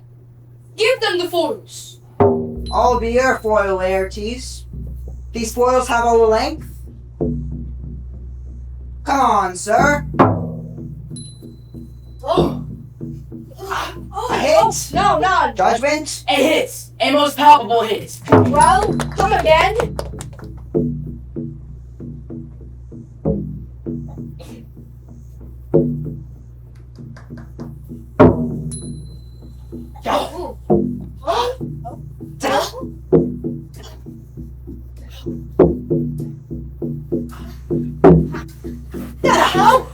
Another! Judgment! Hi, I grant. A touch. A touch. Here, Hamlet, the king doth drink a health to thee. Here, Hamlet, take my napkin, wipe thy face. Give him the wine. Set it by. I'll have another bout first. I'll drink it on.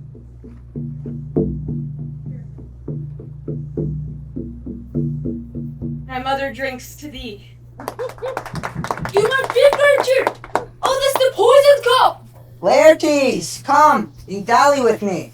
I say you so. Then have at you, my lord. I'll touch you this time. And yet, it goes almost against my conscience. Ah! Hey! Hey! Come on, sir. Whoa.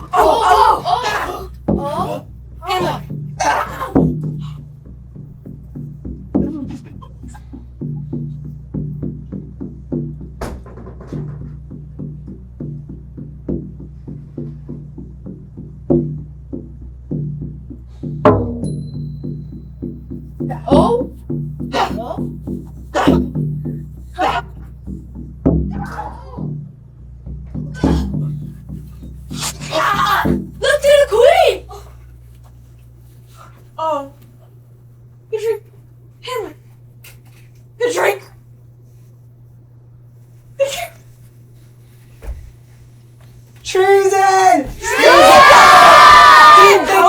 Laertes! Even as the coxcomb should, foolishly slain by my own weapon. Hamlet, thou hast indeed not half an hour of life left. The fatal instrument is in thy hands, unfaded and envenomed. Thy mother's poisoned. Thy drink was made for thee. Poisoned instrument within my hand? Then venom to thy venom. Die, damn villain! Come, drink. Here lies thy union, here. Oh, he is justly served. Hamlet, before I die, take my hand, and with all my love I do forgive thee. And I thee.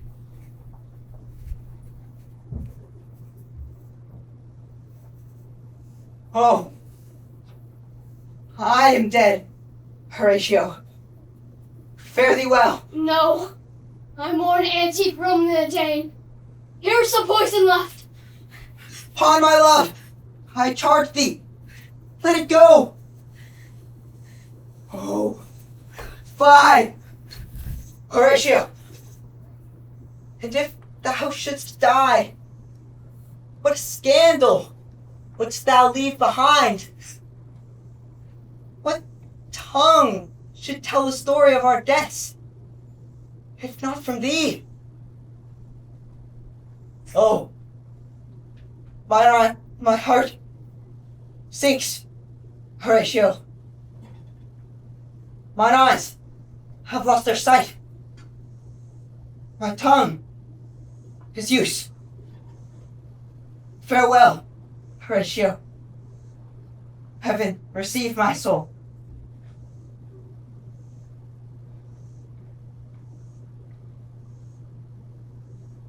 Thou cracks a noble heart. Good night, sweet prince. Flights of angels sing thee to thy rest!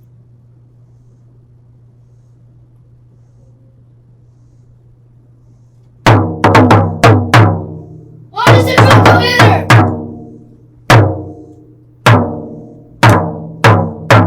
Where is this bloody sight?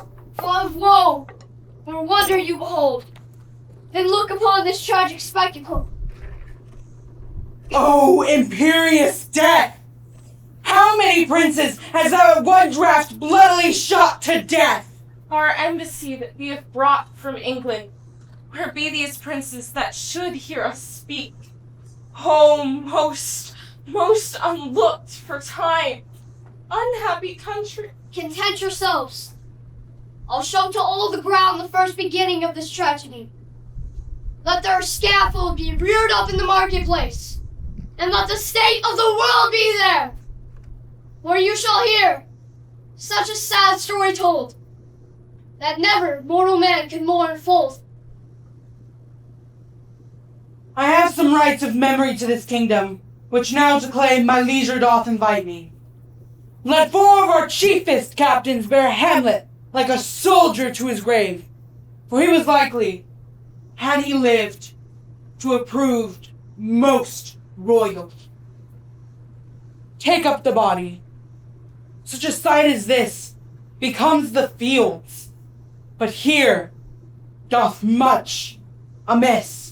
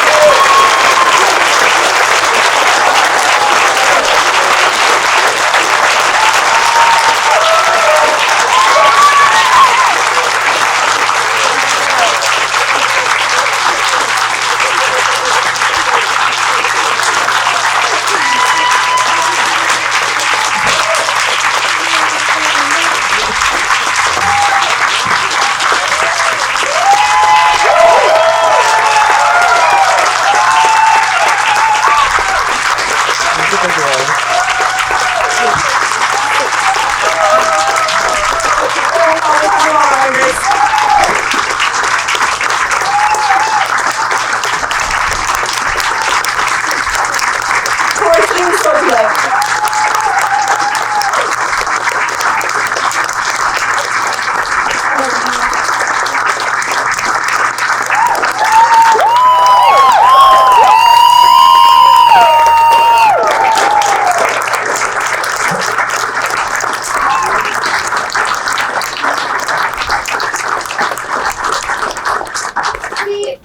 Sweet friends and family, I just want to publicly celebrate the 2026 class. There's 1603 Hamlet. It's beautiful. And I also want to acknowledge that this journey was made possible not only because of their brave hearts, but there are dedicated teachers who are alongside them every step of the way. And I want to celebrate those little spirits. We have our 2 interns this summer, Evers Cannon. And Natalie Teedy.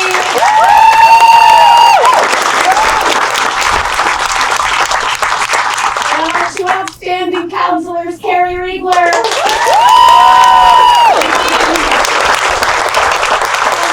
Chelsea Steinhaus.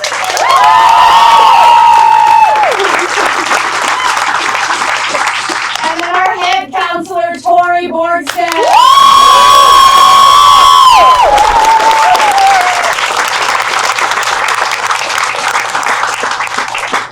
As most of you know, the Camp Shakespeare program offers this opportunity to students ages 11 to 16. So that means there are 2 students in this class who are growing up and they will not be returning next summer as campers. But I know they'll be back very soon, and we want to celebrate those 2 fearless leaders in this class. The first is Sabrina Mendola.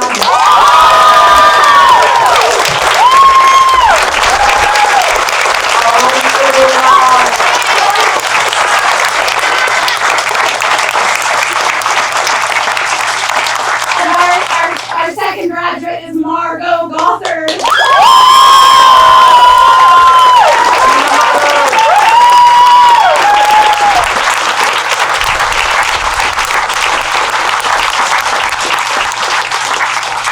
Thank you both on behalf of your class. We've made something special for you back home, which we'll share for you when we have cake. But know that we will never forget your work in this play and your work inside of our family class as well. Thank you both.